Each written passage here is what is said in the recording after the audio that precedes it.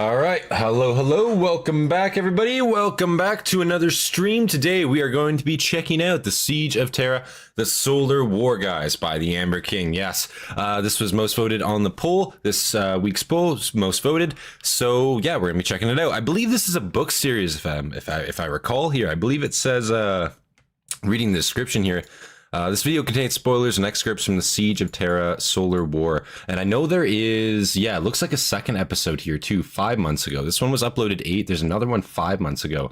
Siege of Terra Lost in the Dam. So I'm guessing that's kind of like a continuation of this. I noticed this is also broken into parts. So we got like part 1, part 2, part 3. So I don't know if that's like a part 4, part 4, part 5, part 6, or how it continues on. But I'm going to be interested to see how this goes. We've obviously seen the Siege of Terra take place a few times, but not like from an actual like narrator perspective, usually from the perspective of like a character that's there or something like that, right? We haven't actually seen like a whole overview of it. So this is going to be really interesting to see. 2 hours long. It's a little bit shorter, I guess, by Amber King standard videos, but you know, nonetheless, I'm excited to check it out. If you guys enjoy, make sure you guys leave a like, subscribe for more content from me, and of course, leave your recommendations down in the comments below. I can't believe 140,000 views, only 3,000 likes on this Amber King video here. That's kind of criminal, guys. I'm not gonna lie. Like, I don't know, guys. The Warhammer community doesn't like leaving likes or something like that. I don't know, man. That's a criminal fucking ratio, man. So we got to change that. That's all I'm saying. Yeah, go give the Amber King some love if you guys haven't left a like on that video. Make sure you guys follow along here. Make sure he gets the attention on these videos that he deserves.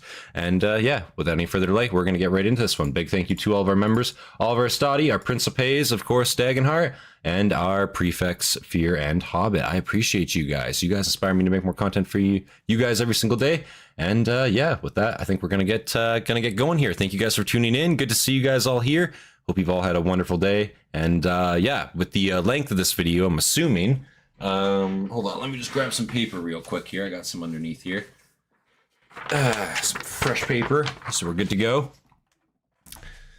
And yeah, with the length of this video too, we're probably going to be able to start some Skyrim pretty soon, early on tonight as well. I mean, this is you know, 2 hours long. It's not like a 4 or 5 hour long Amber King video this time, so we'll see how it goes. Siege of Terra, the Solar War, everybody, full screen. Without any further delay, let's get it.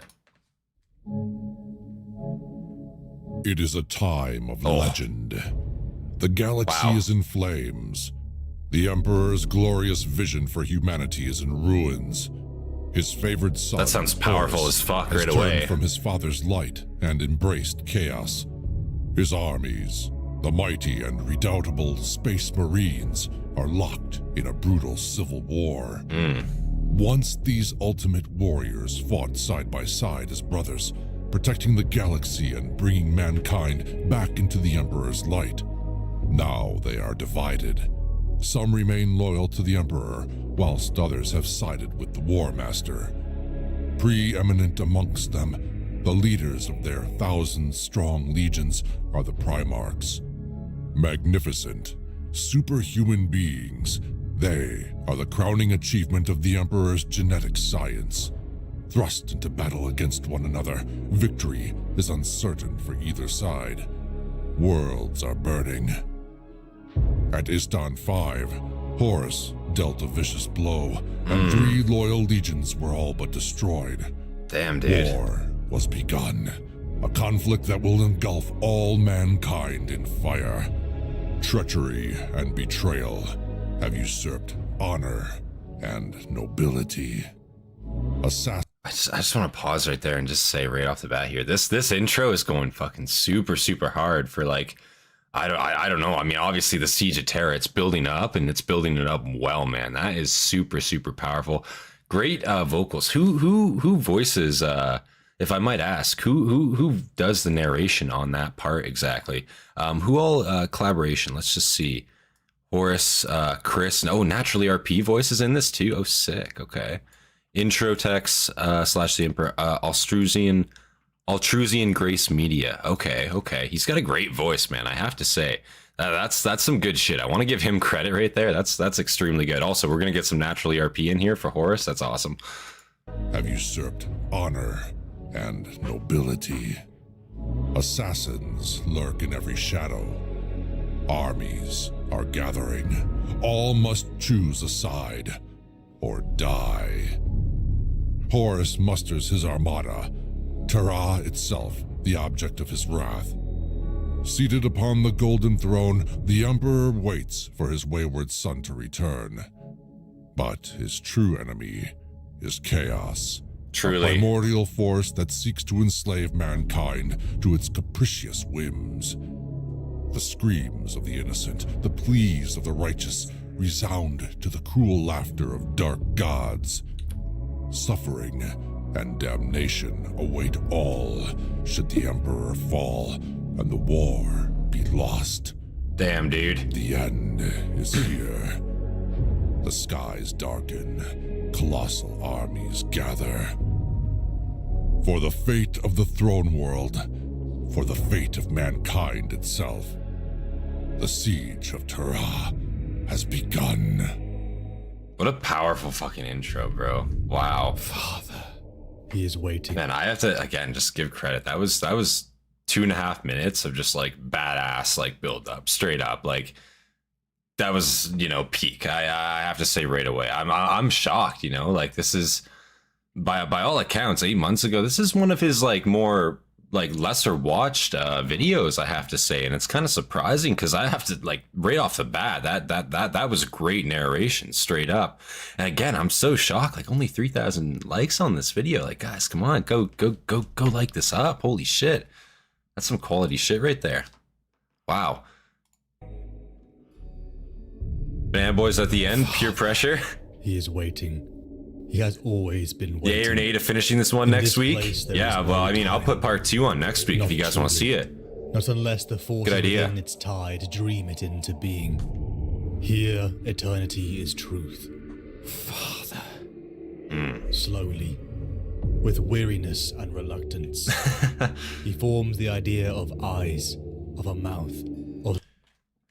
Are you going to watch part 2 after this or wimp out and do it next week? Well, I mean, we got to keep it one video at a time, right? So that would be a next week thing. Of course. They're 2 separate videos, you know? It's, you know, it's not too, you know, that would be like watching the Eisenhorn like series and watching all 3 parts in one go. You want to see a 24-hour live stream of fucking just that straight up? Holy shit. No.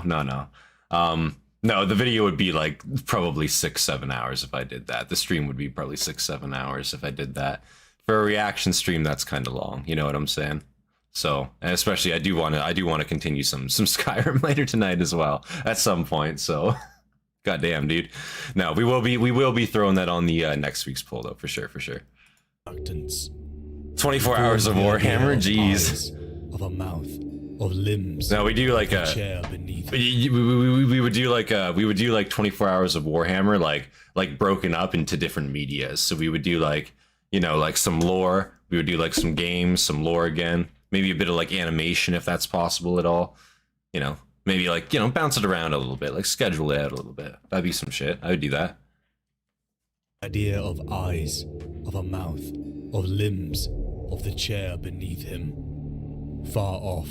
That would be like a big fucking, that would be a big ask though, boys. I'm just saying, that'd be... That would tether him back to a place of metal and stone and time. Father. He opens his eyes. Darkness lies. I would have to go to the store and buy a lot of fucking Red Bull, you know what I'm saying? Darkness and him alone. In that moment he feels the echo of every man or woman who has ever woken to a 20-hour stream, holy fuck. To see the night creeping closer as the flame light fades. The darkness becomes a black mirror. He looks into his reflection. A man on a stone chair. Old. Dark skin cling to the hollows of his cheeks. Iron and snow streak his beard. The shoulders and limbs beneath his plane. Black robes are thin. Dust marks the bare soles of his feet. His eyes are clear, and there is neither kindness nor pity in them. The chair and the man sit on a narrow stone platform. Behind him burns a wall of fire that curves up. Seconding Darktide? Blazing and flaring. Need to get you play Darktide? Oh shit. The reflection changes. For an instant, A figure of iron and blaze with cold furnace eyes is looking back at him from a throne of chrome. Then it is gone, and the reflection is a blur of images, falling one atop another. A golden warrior standing with drawn sword before the gates of a towering fortress. A figure before the mouth of a mountain cave. A boy with a stick and fear in his eyes. A stick. A queen with a spear atop a cliff. An eagle with 10 wings, beating against a thunder-threaded sky. On and on. Images tumbling over each other like the faces of cards tossed through the air. Is there any truth in you? Asks the voice that Naturally, comes from the RP dark. coming in there. Damn, The dude. image vanishes, and the darkness hangs before him. It falls into the abyss beneath the cascade of obsidian sand. At the root of your lies, is there any truth, Father? The darkness becomes a forest. Dark trunks reaching to an untouchable sky. Roots clawing out and down into the abyss beneath. The man on the chair is sitting on the snow-covered ground. This is a crazy, fire like, burns representation, before man. him. A shadow moves out of the dark between the trees. It is huge.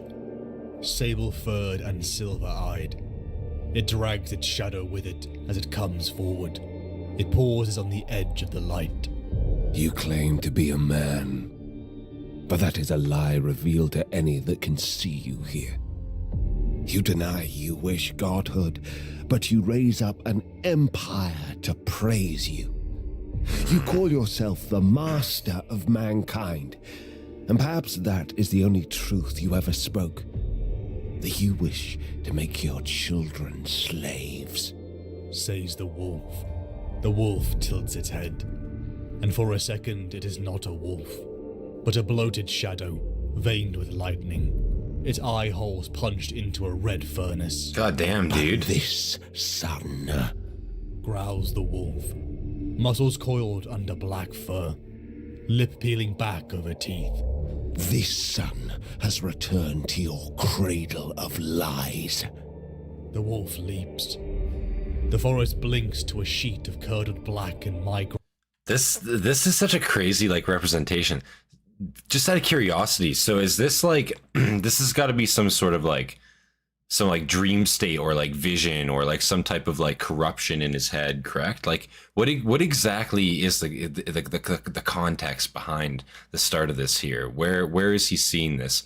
I'm guessing this is obviously Horus. This is him like, you know, coming to grips with like killing the Emperor in some way, right? Warp shenanigans. Okay, that's kind of what I was assuming. Like this seems like some type of like some chaos fuckery, some going on here, you know, some like in your mind chaos fuckery. We will see. Okay. No spoilers. Let's see. Let's keep watching. The forest blinks to a sheet Okay. of curdled black and migraine. I want to say too. We'll pause right here. I want to say too. I'm not talking much throughout this because I'm trying to like listen to it and actually like hear it to like for what it is, you know. And we're gonna listen to it Has here. returned to your cradle of lies. The wolf leaps. Definitely feels like The you need to forest like pay blinks attention to a this. sheet of curdled black and migraine color. The shadow of a man reaches across the dark with hands that are claws. The fire flares, roaring up to become a burning war. Horus originally led And the Lunar Wolves. claws That's break right. the That's blaze. right. Shadow burns to ash and cinders. The wolf recoils, howling. Lightning laces the dark of the forest. The wolf pads along the boundary of the firelight. Behind it, other eyes shine in the deeper shadows between the trees, bright and cold as the light of cruel stars. The man turns his head. He is not looking at the wolf, but to the blackness beyond. I deny Interesting. you. He says, Deny and in this you. place that is more real than life, yet as unreal as dream, his words shake the dark like thunder. Will you not even talk to me, Father? Now, as your empire of lies ends, will you not tell me the truth? You are shadows, nothing more. Damn, dude. You offer nothing. You are nothing. Oh, You come with a puppet child, but you did not tell him why you need him. You need him because you have nothing that is true. No sword that is not a falsehood. no strength that is not a lie. You need him because you are weak. You need him. You fear him, and he will fall. Laughter fills the night, beating like wings, rattling with the sound of the dying trying to breathe, coiling over and over in chuckling loops. The darkness billows forward, stretching, coiling, squeezing. The man on the stone chair flinches. The fire bends and shrinks. The image of the man flickers too, and for a second he looks like a corpse sitting on a throne. Right. The bones of his hands gripping its arms in pain. So this is some like warp fuckery foreshadowing. Yeah. Okay. I can see where this is going. Yeah. So Horus obviously represented as a wolf, right? I kind of wrote that down here. He's represented as a wolf talking to this man by the campfire. The Emperor, right? The Emperor's not even fucking bothered by Horus being there, in essence, right? He doesn't even give a shit about him. I deny you, right? And he's looking into the darkness beyond fire, right? You know, something greater than Horus. Horus isn't the threat, you know? Horus, you know, he's going to be dealt with, right? But what comes after Horus, right? I think that's what the concern there is. Pretty obvious to see that, I think. Wow. I'm really liking this representation so far. Is this all in the novel? Is this like how it's represented in the novel proper, or is it like is this like a like their own like telling of it? You know what I'm saying? Like how else would I describe that, I guess? I'm assuming this is like mostly from the novel. Emperor, you are adopted. Literally. The Emperor and Horus have psychic warp talks. The warp, in the warp throughout the heresy, all these are historic and full of meaning, very warpy. Okay, so this is actually them talking. This isn't just like in Horus's head. This is actually like a proper conversation between the two of them. Big E is currently on the Golden Throne, holding the warp back from where Maggie fucked up the Webway project. That's right. That's right. Okay. Like currently, yeah. Okay. Interesting. This is in the stories, a few before the Siege of Terra series. I got you. Okay. Sitting on a throne, the bones of his hands gripping its arms in pain. He closes his eyes. The image begins to blur, as though seen through a dusty wind. The laughter rises higher and higher. It has always been this way, again and again, in countless forms and metaphors. Death and darkness wearing countless faces. On and on the cycle. Damn. Repeating and growing in strength as the night crowds hungrily in. And just then, so now, there is only one answer to it. Murder. Blood and endings. Sacrifice and death. I am returned. Comes the voice of the wolf. That looks kind of crazy. I deny you, says the man, as the image fades to the echo of a dream, and laughter that does not end.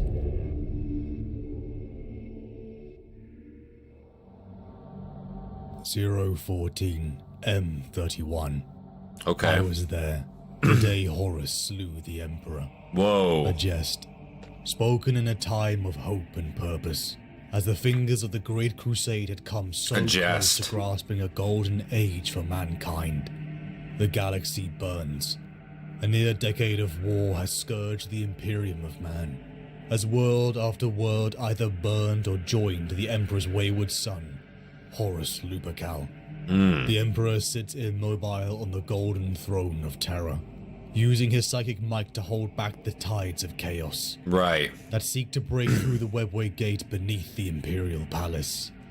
The first of a mighty armada, assembled once on the world that had crowned Horus Lupercal as War Master, emerged from the torrent raging warp. Flotillas like cathedral spires slammed into the miles of trapped mines. The void became ablaze with light and death. Gun platforms opened up. Wow. Micro shells, rockets and plasma struck metal and stone. I love how we're like getting like the narration of like all of it here. Like, so this is like, we're starting off with like the space battle in a sense here, like how the fleet's moving in to actually start the siege off. I'm really, really liking this. So I'm guessing that was a conversation that Horus probably had with the Emperor while he was like on his way to Terra, like while he was traversing, quite literally on his way there.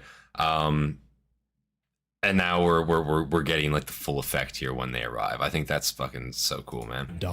Macro shells. It's awesome to see and plasma struck metal the siege of Terra, like, you know, in and exploded. 30k from this perspective, from this narrative perspective. Reality, armor stripped by fire, guts spilled into the dark, the bodies scattering like dust.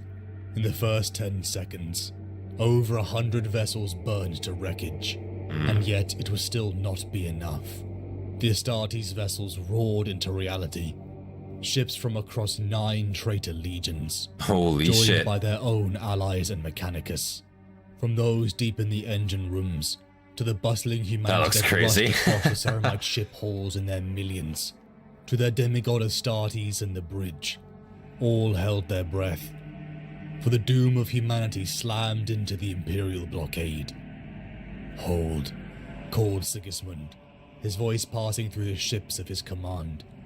So what do you guys think? Is you know, not to try to cause any controversy or anything, is it a widely held opinion that 30k has the better kind of like art style, you know, like in terms of like the grim dark like art style? I don't know. I fuck with 30k's art style, with its animations, you know, especially from what we checked out. A lot more. I don't know. It seems a lot more gritty. It seems a lot more real. Also, yeah, Sigismund. Yeah, man, that's sick to see. Obviously, I think we're gonna be seeing or hearing about a lot of hero characters here, so to speak. So that's gonna be great to see. A couple Primarchs in action as well. 40k is the time of ending. 30k is the time of legend. That's fair. That's fair. Called Sigismund, his voice passing through the ships of his command, via crackling vox link. For our oaths, we hold true. Carcasses of ships split and burned. Pluto's fortress moons found their range the first of the invaders, and fired. Newly lit void shields flashed as they collapsed. Pluto is a fucking fortress. The reserve fleets holding close to the moons powered forwards and began to kill and die. The light of battle swirled, blurring with the glow of thousands of warp transitions, until which side was firing and which was burning was lost in the rippling blaze tens of thousands of kilometers across. Jesus. Hours later, the light of that fire would glimmer in the night above the battlements of the Imperial Palace, as the sirens called and alarms rang to tell that Horus had, at last, Prefer brought this 40k? war to the birth system of humanity. 40k is more gritty to you? Target runes flashed red across. Can depend on the Sauron's artist. sight. He, like many in his company, stood in the Sons of Horus plate. Games Workshop just An drops the entire ball on generation 40k rushed stuff. through I got you. elevation into demigods. See, that's the thing. I think that's true too. I don't think let me rephrase what I said. I don't think it's 30k or 40k. Yeah, I think you're probably right with that, Dagenhart. I think it probably very much depends on the artist and how they interpret the work, or the the work that they're reading, and they're interpreting that into art, right? I'm not really much of an artist myself, I'll be honest. You know, I don't. I've never really been into drawing or like you know, painting pictures, that type of thing, right? I was into photography for quite a little bit, but like that's kind of like the most extent I've had of that type of creative work. But you know, I think it really does depend on the artist, what exactly you see, what exactly their style is. That's for sure. Plate. Modern 40k art style is too clean for my liking. Into demigods. He wore the gang markings, spoke the Chthonian oaths, a tongue from a world he had never set eyes upon. He and many of his brothers had come from across the raging Imperium. These legion traditions meant nothing to him. He was a killer. That was the language he understood. Sadaran's squad breached the doors, pounding down the Ceramite corridors towards the human naval teams. Las and plasma rained upon his men, many slamming to the floor dead in their plate. This is from A like figure in his own yellow plate. that was from emerged. Astartes, right? Sadaran drew his That's cool. chainsword and unleashed a fury of blows, all expertly deflected. This was a being of experience, one who had had decades to come to grips with his superhuman frame, a being forged in a crusade of centuries. The Imperial fist soared off Sadaran's hand and rammed his blade into his gut. Fuck. Blood and pain flooded every fibre of his being as Sadaran fell to the floor. Not even a warrior's death was given as a human officer approached to finish the job. Damn, dude. Sadaran rose, roaring as the pain tried to pull him down. Blood and fragments of his blasted armor fell from him. The Imperial fist turned, but too slow and too late. Sadaran killed the human and rammed the human officer's power blade up into the legionary's own gut. Holy He shit. heard shouts and shrieking booms of a melted charge blowing a hole in the barricade. But his world was red and smelled of iron, and the sound of his heart beating in his chest It's drowned probably out finished. the rest. Yeah. Ezekiel Abaddon looked out at the void light through the Abaddon. armor-glass dome of the War Oaths Observatory, perched atop a slender tower on the ship's command castle. Its purpose had been to watch and chart the stars. A great stack of brass machinery hung to the dome's apex, its lenses, dials and mirrors filmed with dust. Abaddon doubted that anyone had ever used the instruments. What need was there for such poetic flourishes on a warship, equipped with sensors and long-range auspex? A never-born hissed in his ears as it dissolved from the bones of the ship. The very warp itself was soaked into this place. "You are not my brother, priest," said Abaddon, and the threat in the words was enough to bring Leak's bodyguards forward, their blades drawing, cracks of fire spreading through their armor. Abaddon looked at them, his eyes glittering above a cold smile. I fucking love how every time we see the traitor forces, they're always on each other, you know what I mean? They're always infighting basically whenever we see them. I'm trying to think of I guess there's a few instances where they actually work together, not even well, but I guess mutually, I suppose. But for most of the Chaos forces, it's just such a fucking disorganized rabble, because they really did not get who they wanted, did they? That's the problem. They really didn't turn who they wanted to turn, and they just kind of got left with what they had, so to speak, you know. I feel like they were really banking on Sanguinius, really banking on Sanguinius, and probably Jagatai as well, right? They really wanted both of them, and the fact that they got neither was depressing, I think, for the traders. I think when Horus heard that they didn't turn, it was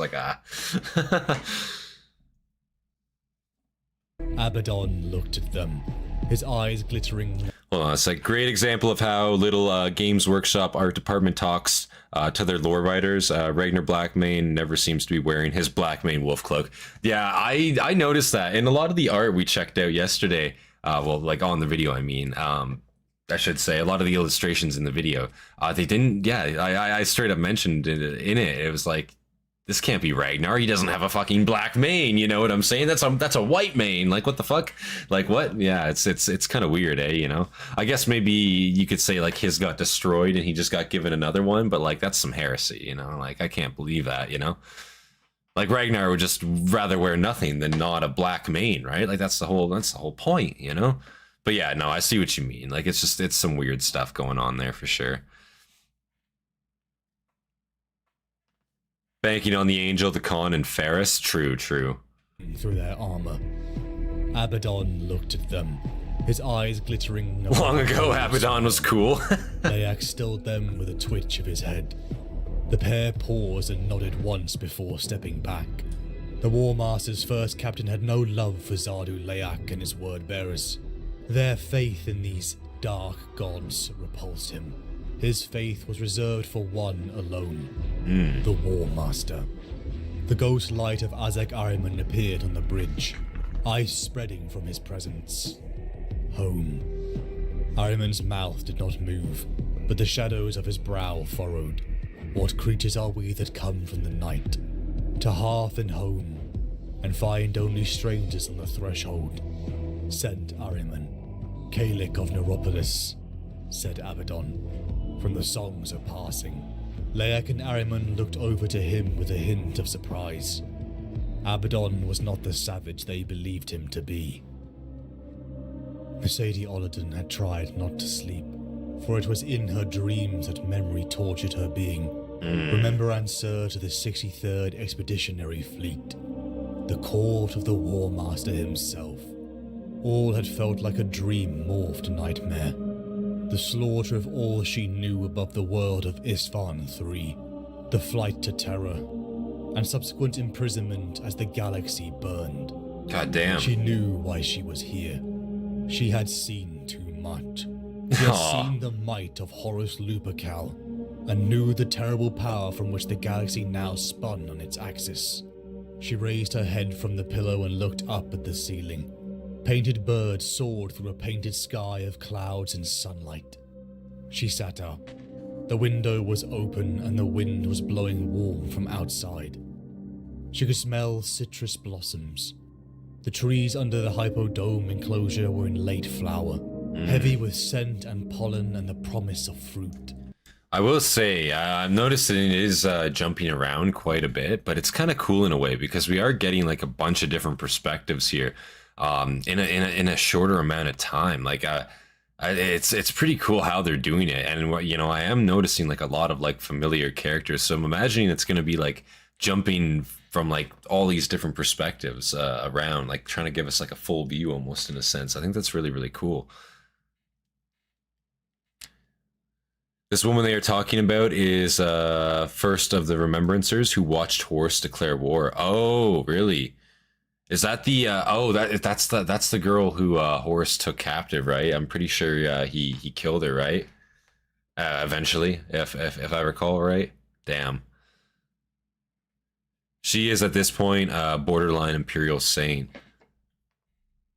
Were in late flower, heavy with scent and pollen and the promise of fruit. Another She Remembrancer. stared Okay, my around bad. her for a moment, Sorry. taking in the nightstand, the bookshelves, a Cthulhu wood, and the half-drunk glass of water left on the windowsill. I guess she's not on Horus's ship, to be fair. I guess the other girl never left Tempting to Horus, see right? she had a If that's voice. correct. This is a dream. That was the whole point. It My was a bad. home. Thinking about A it. life on Terra long dead. Within her room, she turned to see a figure she recognized, though much changed from their days aboard the Vengeful Spirit. Euphrates Keeler sat across from her. Remembrance. Greetings from India. Thank you for all the videos and streams. I hope you have a great time and wonderful weekend. Thanks, man. I appreciate that a lot. Emperor Protects. Thanks, man. Appreciate that. Thank you for tuning in, eh? Vengeful Spirit. Euphrates Keeler sat across from her. Remembrancer. Pictographer.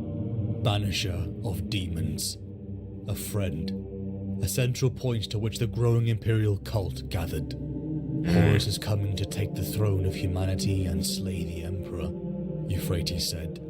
The forces of the war pride with him. Never has such power been turned to a single goal. In the material, in the world of flesh, the battle is one of blood and fire. But as that battle rages, so another battle is being fought beyond. Just as Terra sits at the center of the cosmos in the beliefs of dead stargazers and fortune-tellers, so the Emperor and Terra sit at the center of the forces aligning in the Immaterium. A howling wind thrashed against Mercedes. The Emperor is holding them back, by force of will and by art, Euphrates continued. He is holding them back and they cannot break him in the realm beyond, so they have sent their champion Horus, to do with bloody hand what they cannot do in spirit. I The see. defenses in the physical world can stand. That's a really He good can keep explanation the of force it. of the warp at bay. But if they fail, the defenses are strong, and Rogel Dawn is ready. But he does not see the whole scope of the battle. This is not a battle of 3 dimensions or even 4. It is a war split between realms, in which the actions... That's such a great explanation for it, right? Yeah, this is not a battle of 3 dimensions, especially when you're talking about like the warp being like at play, right? Like shit can just appear, right? And shit does just start appearing at certain points, right? And when you can like conduct rituals and stuff, and you have like it's so crazy to think about, because like already like you got to think like what is like a type 1, a type 2 civilization, right? So like you know, a civilization that's greater than ourselves, we wouldn't be able to even like witness if they're watching us, for example, much like an ant wouldn't be able to watch to know we're watching it, if that makes sense, right? So when you take that like concept and then you also add the fact that like there's another fucking realm out there just in general where shit can just like pop in and out, like another dimension outside of like an interstellar civilization, right? Being able to do shit that it can do. It's fucking nuts, right? So yeah, that's a great way to think about it. It's straight up just like a 6D chess and like situation, man. Even for it is a war split between realms, in which the actions taken in one world affect the other, in which acts done with mortal hands can be echoed beyond. The howling wind drew symbols across the walls. A rage that painted the entire... Hold on a sec, I want to just pause on this. I've never like seen this before. Is this accurate? Is this like an accurate like star map? Holy shit. This is actually really cool. Damn.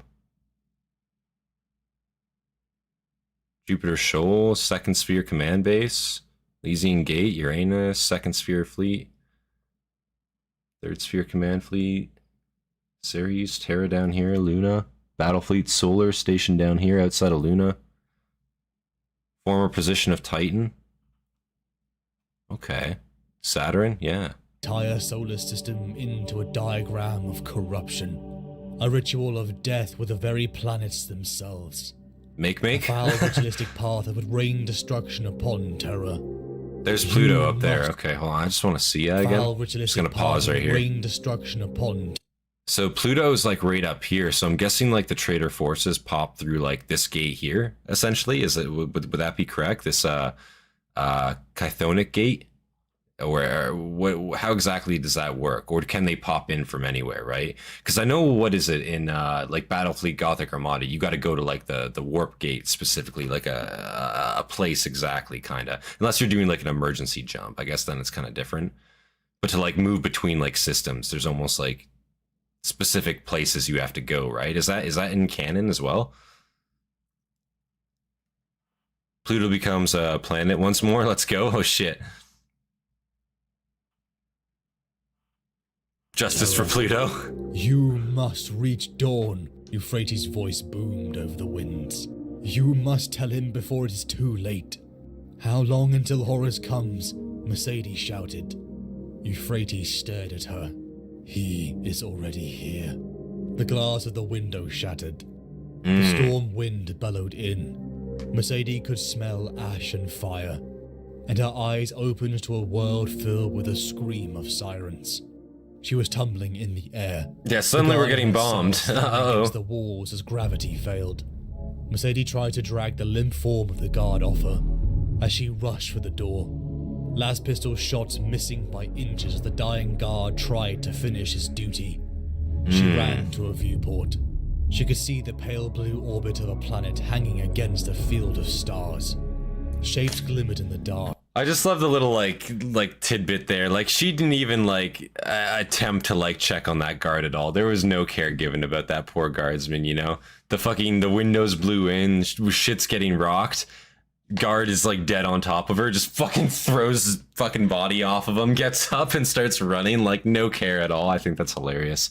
It's not, but it kind of is at the same time. Poor guardsman, man. No one respects him, you know. Orbit of a planet hanging against a field of stars. Shapes glimmered in the dark, light catching on the hulls and prows of ships, and the towers of void stations. It was beautiful, a serene and terrifying image. The Lrmeka was home, and a chanting echo of memory bubbled up.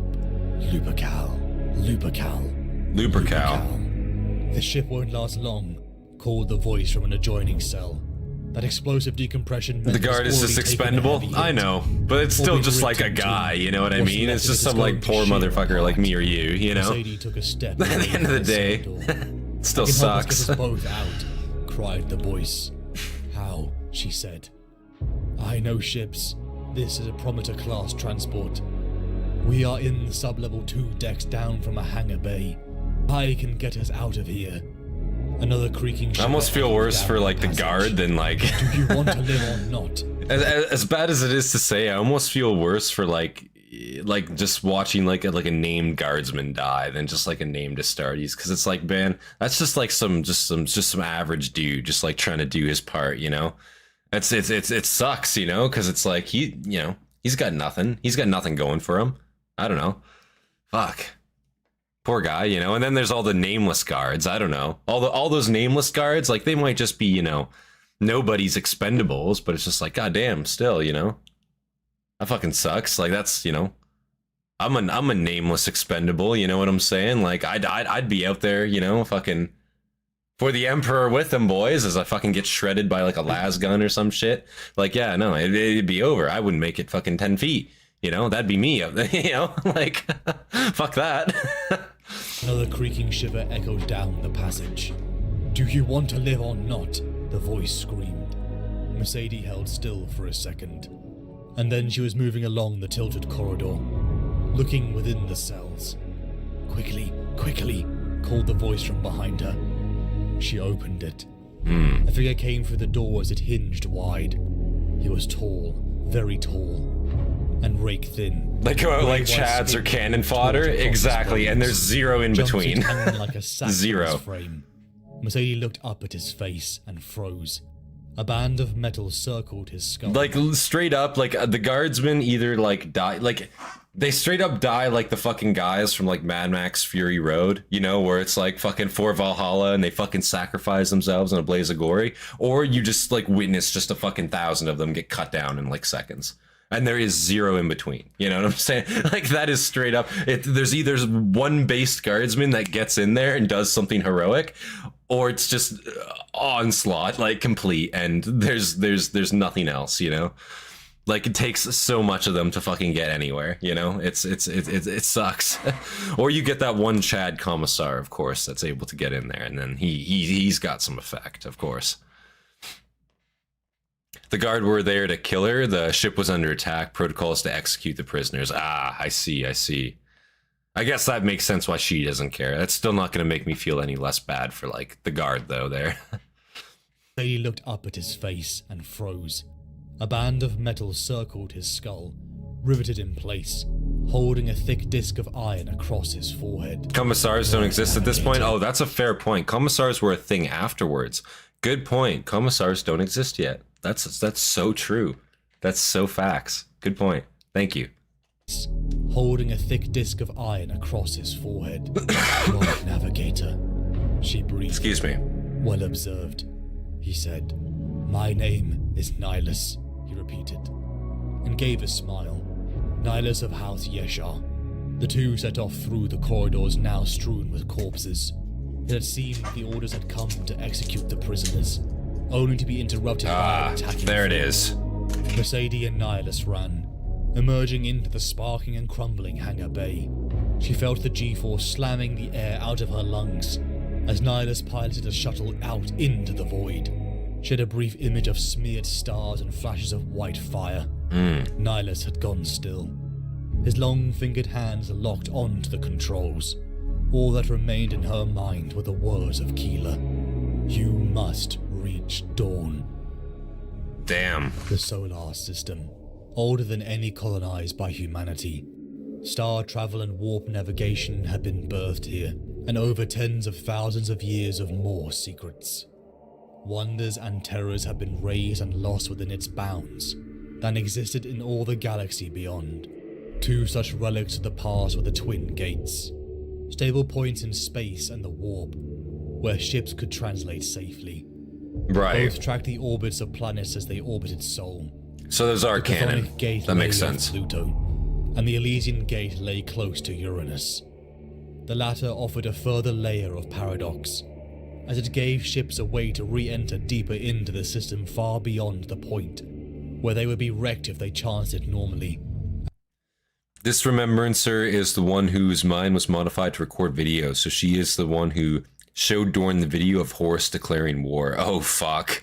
That's pretty crazy. Could you imagine, bro? Could you imagine being Dorn and it's like, you have live footage. You have, like, fucking recorded in-person footage of fucking Horus, the Horus, doing that? Like, bro. That would be some spicy content for that time period, you know? That would be some shit. It's like there's no, there's no question who's fucking around now, like damn. System far beyond the point where they would be wrecked if they chanced it normally, and now the fleets of Horus. She was in prison to stop the news spreading. I see. They cannot be held, said a voice from across the chamber. Not at a She's the cost reason Dorn didn't kill Nathaniel Garu. Okay, that makes sense. The defense of Terra looked upon the greatest assembled council she had ever witnessed. All echelons of imperial force. Yeah, because there's really no proof besides a word otherwise, is there? Loyalist Mechanicum and even the Emperor's custodian guard, but all looked towards the Praetorian of Terra. Jagatai, Great Khan of the White Scars, walked on Dawn's left, his eyes dancing with the turning light of the hollow displays. On Dawn's other side came an angel armored in gold. White wings furled at his back. Sanguinius, Primarch of the 9th Legion, looked across the human stations, and then at Suka Sen. He smiled. Last of all came an old man in the grey robes of the Administratum, leaning on an eagle-topped staff. Wrinkled skin hung from his face. I really want to say the main thing, the biggest thing that the heretics have going for them at this point, the traitors have going for them at this point, straight up, is just the fact that the Imperium is so disorganized at this point, and especially cut off at this point as well, right? Intermingled at other points in the galaxy. Not all forces are able to bear for the fight here at Terra, right? But again, it's just I feel like the competency of the loyalists, the people fighting for the loyalists. You got Sanguinius, you got Dorn, you got Jagatai, right? It's really not beatable for the traitors. They really have to do this quick. They really have to execute some of these high ranking people fast and effectively, and they really just don't manage to do that in good enough time. It's damn. Leaning on an these people are so based, these guys are just chads. How do you beat these guys? Malcador the Sigillite seemed older. Obviously Sanguinius rip, you know what I'm saying? Ever seen him. But the silence in the chamber deepened, seeming to press closer as the 3 loyal sons of the Emperor and his regent halted beneath a turning hollow display. Suka Sen knew the plans as they did. Above Pluto, Sigismund, the Emperor's champion, Lord Halbracht at Uranus, and Jabal Khan before. Dorn carried so hard. Yeah, Dorn was absolutely goated. Asked the Khan. He had held back, close to the doors, and, apart from his glance at Sanguinius, he had remained utterly still. There was something in that stillness that was like the flash of lightning frozen in the eye. There are other ways, said the Khan. Horus could be scattering his might out in the depths beyond, and then circle them in, closing from all sides, strangling us as he cuts us. Dawn looked at the Khan. This is Horus. Do you think he'll be anything but himself? He is not himself, said Sanguinius, without turning. Malcador closed his eyes, and Sukasen saw him shift his weight to his staff. No message. And you have Malcador here as well. Fuck me. It is all around us, said Malcador. The warp is howling. I do just straight up think you have all aspects of logistics, fucking economy, defense, and offense covered here with the people present. You know what I mean? Straight up, you have literally the best minds that you could ever fucking field all in one place right here, right now, to work on this issue. And I just, again, I don't feel like the traitor's bringing fucking anger on outside of his pent up aggression, right? Of that and his legion, of course. Strategically his command is fucking dog shit. It's just not, it's not it, you know what I'm saying? And I think that goes, unfortunately, for quite a few of the traitors. You really only have a few, you only really have a few really, really goated traitor legions out there that are carrying the heresy on their back, straight up, that's and that's the facts, unfortunately, it's true. The warp. Or attempting to carry the heresy on their back as best as they can. Identify yourself. Given the situation. He ordered, leveling the pistol at the door. One who would have your counsel. came the reply. Sukasen felt the breath hiss from her lungs with surprise. Then she shook herself and released the door lock. My apologies for disturbing your rest, Admiral, said Jagatai Khan. My lord! She began, bowing her head. Please, he said, smiling and bowing his own head. The impoliteness of an unexpected visitor negates all need for formality. Morty and Perturabo are leading the siege as best as possible. Yeah, that's what I mean. Like, you have a couple people in the heresy that are like straight up goated and that are attempting to keep it together as best as they can, but then you have absolute like fucking idiots out there also that are just like in it for themselves, backstabbing, conniving, like literally, you know what I'm saying, amongst themselves and amongst the traitor legions. You know, like it's not good, you know. It's straight, like when you have Erebus on your side and the shit that he pulls, like straight up, like, bro, you can't tell me, like, you know what I mean? Like, that's a snake in the fucking weeds right there, bro. What has happened? Like, the amount of blue on blue that goes on is fucking crazy. At least nothing that requires you for the moment. His eyes were like shards of ice catching sunlight. His presence was like the touch of wind blowing across a mountain. On her shoulder, Kellic gave a soft call and shifted in his perch. Fulgrim making cocaine out of civilians while Perturabo screams at the screen. Chagorian words of hospitality. Literally. From her memory, suddenly aware of the shot pistol still in her hand. Enter as a friend. The Khan smiled. Holy shit. I am humbled. May fortune flow from your generosity. He bowed his head before stepping forwards to pass through the door. The movement was slow, she noticed, unhurried, like the padding of a snow leopard across a glacier. All of that inhuman, dazzling speed was absent, replaced by poise. He did not wear his armor, but a coat of soft, black leather, lined and edged with white furs over layers of silk. The jeweled pommels of knives gleamed at his waist, and silver rings circled his fingers with falcons and snakes. His hair gleamed with oil, and clinked with beads of copper, lapis and moonstone. He looked, she thought, just what he was, a warlord untamed by time or place. She motioned to the cushions on the floor, tapping more glow globes to life. The Khan's gaze moved across the room with a fleeting glance, that she was sure had taken in every detail. Spicy. His eyes paused as she unloaded the shot pistol and Unloaded? placed it in its box beside the empty space left by the other half of the paired weapons. Okay. The spoil of battle without its twin, he said, sitting on one of the cushions, arrayed in half plate and silks.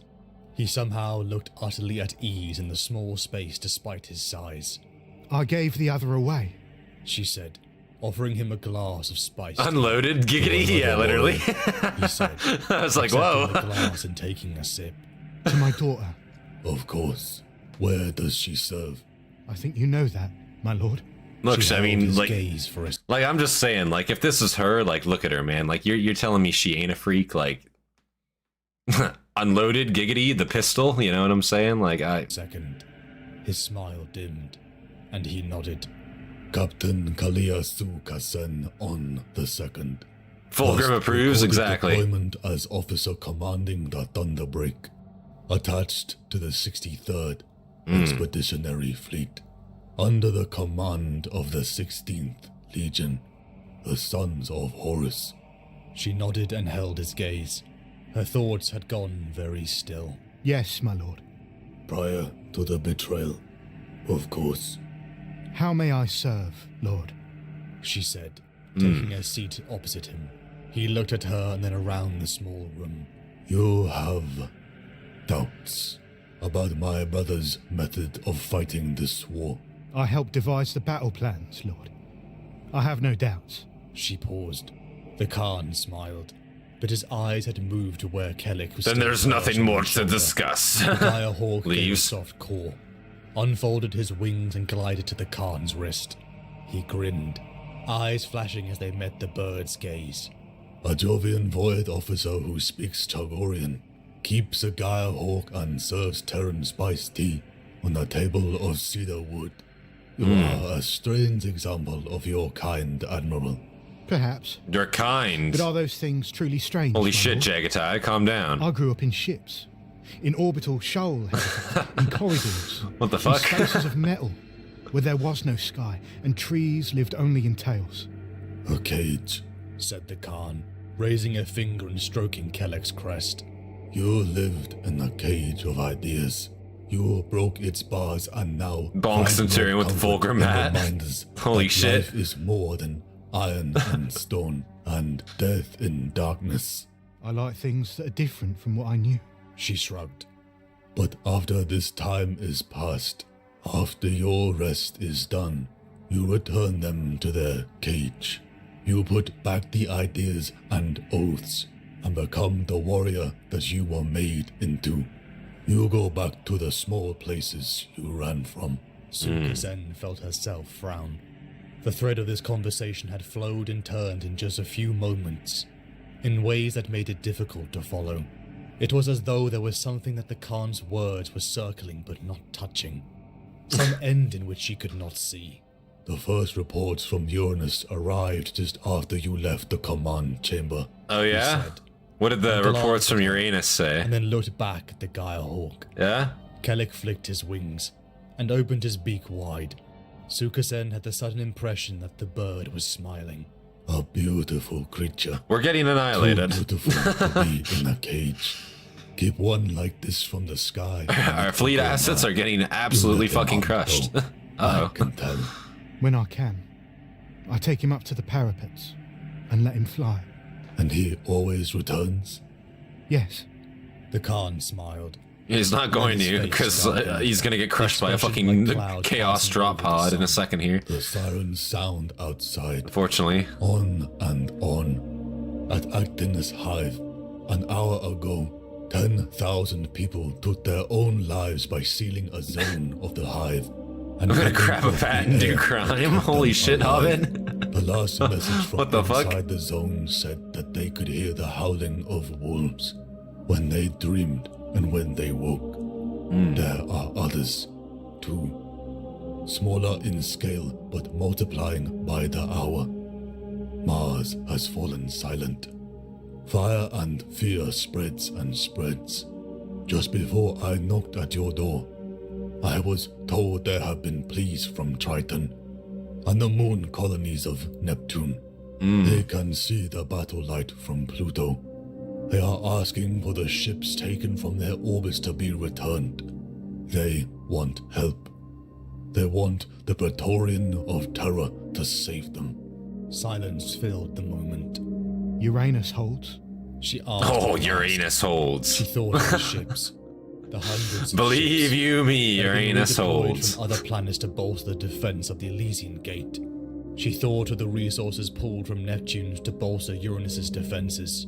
She thought of the cost paid by every enclave left undefended, so that the traitors would have to fight and bleed to control Uranus and the Gate. Come on now. I'm called the Fight and Warlock. bleed to control Uranus. Maybe Come, only guys, because come I on was now. given a That can't be side not on to purpose, right? My brother, Dawn, has They ought only to ever know. known courageous Fight and bleed? duty, Whoa. honor, strength. And for every bar of every cage that has been Holy placed around shit. him by someone else, he has made those bars stronger. He has made his cages smaller and stronger, until to spread his wings would rip him apart. The Khan raised his arm, and Kelleck spread his wings and glided back to Suka-sen's shoulder. You are right to question the way that Get the this firing battle is squad being ready. fought. What? You are right to Surely allow not, your surely heart to not. doubt, and you are right to speak those doubts to my Listen, guy, brother. I'm just. He listens to you. He trusts you. And the way that he is choosing to fight this battle is maybe the last cage that he has made for himself. You think he is wrong? No, I think he is right. That what he is having to do is breaking him. Cybermastiff to bite his balls. Holy shit. What the fuck? And let him choose to do as That's he crazy must. work. He needs to be allowed the moment of flight before he returns to the cage of necessity. The Khan stood and bowed. Sukasen rose to her feet, but he raised a hand to still her. My thanks, Admiral, for your hospitality and for letting me speak as I will. She bowed her head. Unsure of what to say, the Khan walked to the door and opened it, and then turned, looking back at her. The enemy have come through the Elysian path of Uranus in great force. The orbits of the moons are aflame, but Uranus holds. He gave a sad smile. It holds. On the bridge of the Lrmeka, Sorry. Sigismund's hands were tight on the hilt of his drawn sword. Why did he have to give a sad smile and say that? Scars of battle marked his armor. The moment is coming, said Boreas. Pluto was still visible with speckles of light, each a bloodbath where men and women gave their lives for the Imperium. How many had already made that sacrifice? Thousands. Millions. It clung to Sigismund. Yeah, it is kind of crazy to think, though, at this point, in all seriousness, right? In all seriousness, like, fucking millions upon millions of people are getting fucking erased in space right now. And, like, the Primarchs are obviously on Terra, like, organizing the defense here and waiting for the heretics to inevitably get there, right? But how many fucking Guard, how many Astartes forces, their space fleets in general, Mechanicus forces are in system here and are getting absolutely fucking ravaged for the heretics to be able to get to Terra and actually be able to eventually land. Like, it's kind of fucking asinine to think about in all seriousness. Millions. It clung to Sigismund, his father's words years before, when he chose faith. Listening to Euphrates Keeler's words following the discovery of Horus's betrayal, a meaningless death, not at his father's side, had brought down the thunderous disavowalment of Rogel Dawn. It was redemption and blood that now awaited him. Once the gate falls, and Pluto with it, he told Boreas, then they would do what would come next. The walls closed their jaws on Pluto as the Sons of Dawn fled. The Imperial fists had prepared for this fight. That much was clear.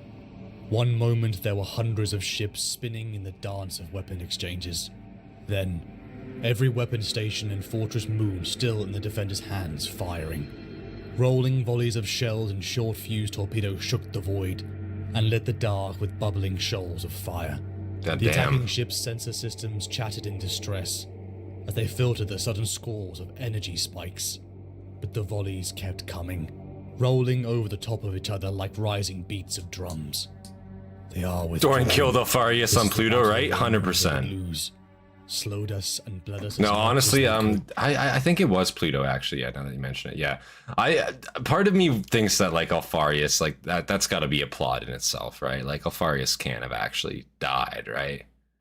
Like, you know what I'm saying? Like, they say he did, but, like, they say he did, but that's a fucking conspiracy theory. Like, that motherfucker is still out there. There's no way, like, he, you know, I'm just saying. Oh no, hundreds of millions are being massacred by demons and traitors all the way from Uranus to Mars. Centurion be like, yeah, bro, listen, it's just like the fact that, like, fucking Jagatai Khan is just, like, dead face, just, like, looking, like, at this Inquisitor and just, or not this Inquisitor, this girl that, like, helped plan the fucking the defense of the system. I guess the Remembrancer, right? And he's just, like, straight up just like, oh yes, Uranus will never be breached, you know what I'm saying? Just, like, deadpan face, you know, that just cracks me up a little bit. That's all it is. Admiral, is she an admiral? So she's an Imperium or an Imperial admiral, I guess. And she's just, like, planet side for, like, I guess, like, the organizational aspect of it.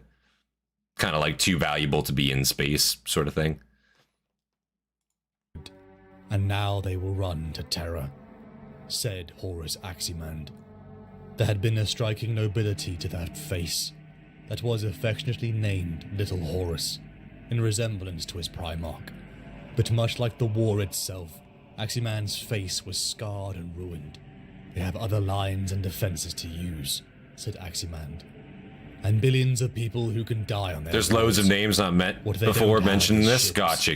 They cannot lose more." Yeah, I'm not going to be afraid to admit there's a lot of people that are going to be like that, well, that have already been like new to me. I'm trying to catch on, but if I like misinterpret like exactly what their role is, please do not be afraid to like help fill me in on that, because I might not have just heard it, like I might not have heard of them, right? I've obviously like heard of like the major characters, but some of the more minor ones here, absolutely, yeah, like help fill me in on those for sure, because any context is nice, of course. He 100% died on Pluto when Dordan killed him. His soul escaped his body with a huge flash of light. Something Primarchs do when they die. Remember that Alfarius and Omegon had switched places before? I think Rogol killed Omegon on Pluto while Alfarius was in the shadows as Omegon. I see. So you think they switched places and Omegon was actually the one that died? Well, Alfarius was the one... Well, Alfarius is actually still alive. I guess like in the guise of Omegon, right? That's not a bad theory, actually. I don't know. It just seems like Alfarius. I mean, bro, I don't know. Just like with how long he's been around, potentially with the shit that he's got up to, I just feel like he wouldn't have taken that one. You know what I'm saying? I just feel like it wouldn't have been him. You know, maybe, but who knows? What they don't have is ships. They cannot lose more. Their strength is their fortifications and the numbers of mortals who will fight for them. Their ships are the only way for them to redistribute their strength. They lose those ships and all their strength is trapped. He turned and began to walk towards the door that led from the bridge, to the hoist down to the launch decks. Now that their backs were turned, he would the Hydra does not see all? Within. But the Hydra grows another head when one is chopped off. The blade of his sword was cool against his forehead. I don't know what that's an analogy for, but I think if he loses his head, he's just fucking dead, but what do I know? Said Sigismund.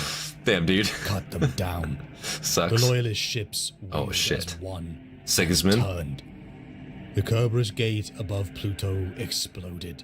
The blast wave of Kerberos' death killed 205 ships. Holy Void shit. shields vanished. Armor melted. Chunks of wreckage the size of mountains tore through hulls. Oh my god. Static rolled through the Vox channels. Seconds later, the moons of Hydra and Charon followed their brother. Pluto became a death trap riddled with the corpses of the sons of Horus and Iron Warriors. Holy who had fuck. not known their own legions for even a year. Horus Aximan saw the fleet that had been fleeing, but a moment before, turn and then roar back directly towards him. At his back, the shouts of officers and servitors filled his ears. Behind his mask of flayed skin, understanding slid into him, cold and sharp. The guns of his ship roared as the fleet of the First Sphere met them head-on. Sigismund's fleet roared through the still burning wreckage, their guns beating like drums as they circled and killed. Sigismund felt the rolling beat and his heart rising in concert. He was not a creature of emotion. There were many who looked upon him with Sigismund the fucking goat here, boys. Oh my god. Bellicose. Driven by zeal, a warrior fanatic of the Great Crusade, it was cold vengeance, righteousness and purity. That filled Sigismund. Find their command ship. Horus Aximan screamed over the box. Around him, flame and debris fell as the traitor scouting fleet took casualties. A cohort of his company veterans stood ready as the machine set into the teleportation chamber ceiling and floor began to sweat arcs of light.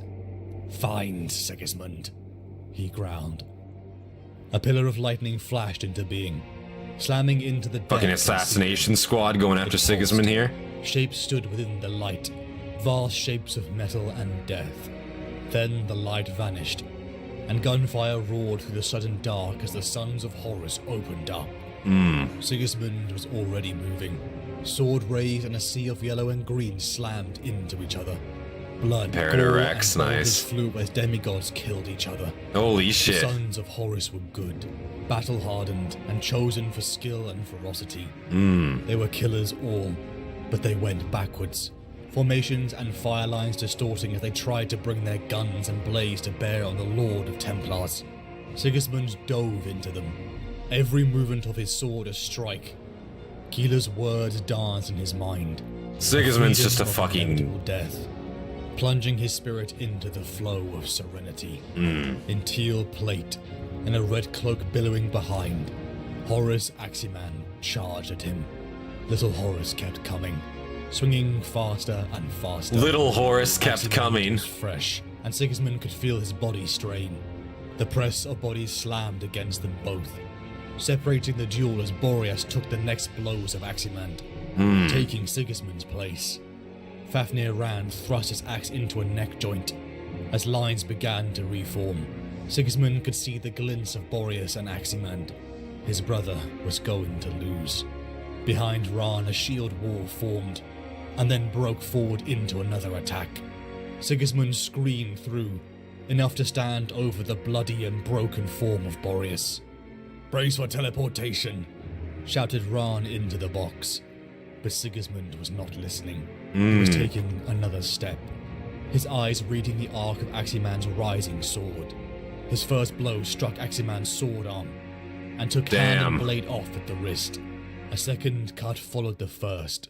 No pause, no breath drawn. Blood falling as the tip and edge of Sigismund's sword passed through chest. I like how he's just like straight up like, I'll prepare for teleportation, but just give me another fucking second here, quite literally. And he just fucking finishes like slaying this fucking dude. That's awesome. No breath drawn. Blood falling as the tip and edge of Sigismund's sword passed through chest plate. Blood flared bright on green armor, the color of a sea in storm. Aximan staggering, bleeding, but the killing blow never met, as the Imperial Fist teleported to the Persephone. Damn, almost.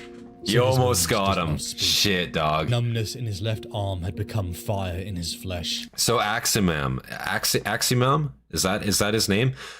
Is that like a son of Horus, like I guess like commander or like centurion? I guess who exactly is that? You know, in this case, if I might ask, Little Horus. This guy was such a bro at the start. Okay.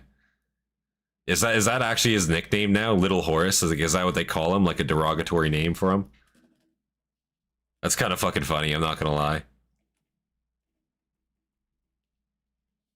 He's part of the Mournival. Oh, okay, I got you. Aximand, okay. Aximand. Okay. Mournival.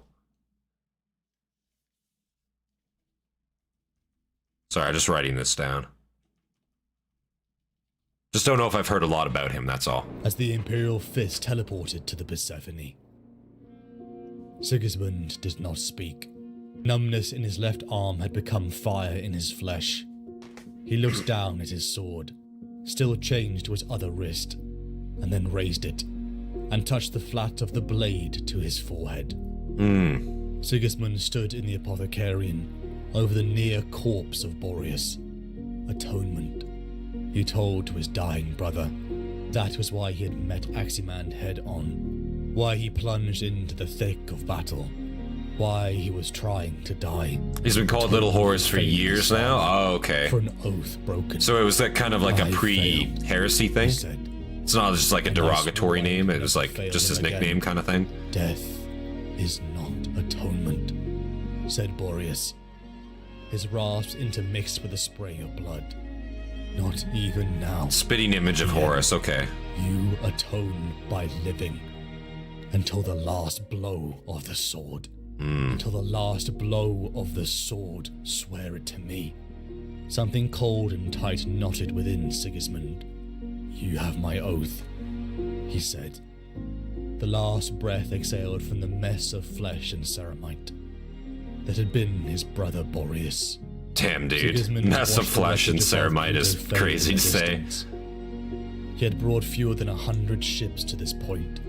All were damaged. 100-year plus old nickname. Gotcha. Contingent and crew. One of many battles to come. The next would be on the very earth of Terra itself. he would stand at his father's side. Company captain, a member of the Mournival. Okay. Laid course for Terra. Out came the hard command. I assumed he was a If you captain. have weapons in your hands, we will shoot. If you do not comply, we will shoot. Oh. Mercedes took a deep breath, raised her hands and walked out into the light. Nihilus would not join her. No funny as business. He strode onto the deck of the Antaeus, Mercedes. one of the many ships desperately escaping Uranus. Who are you? Snapped the woman in the blue and gold braid uniform. Who are you? Boomed a man who looked to be in charge. An air of exhaustion and guilt surrounding him. My name is Mercedes Ollerton, she said. Why were you a prisoner, Mercedes Ollerton?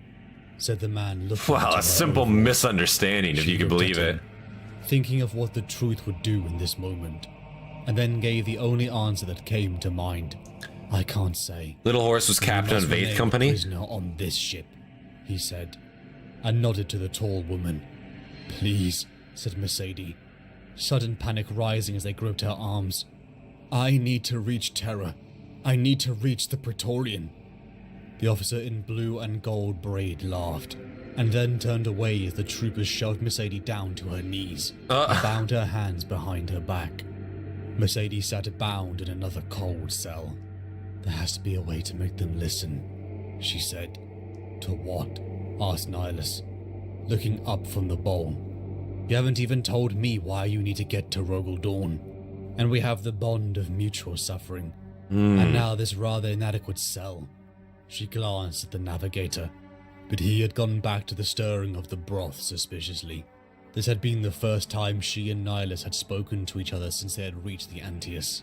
She told him everything. Her life as a remembrancer of the 63rd Expeditionary Fleet, the betrayal of Horus and journey to Terra, and her confinement. Nihilus spoke of his own story, a navigator of the Acontia, 63rd Expeditionary Fleet.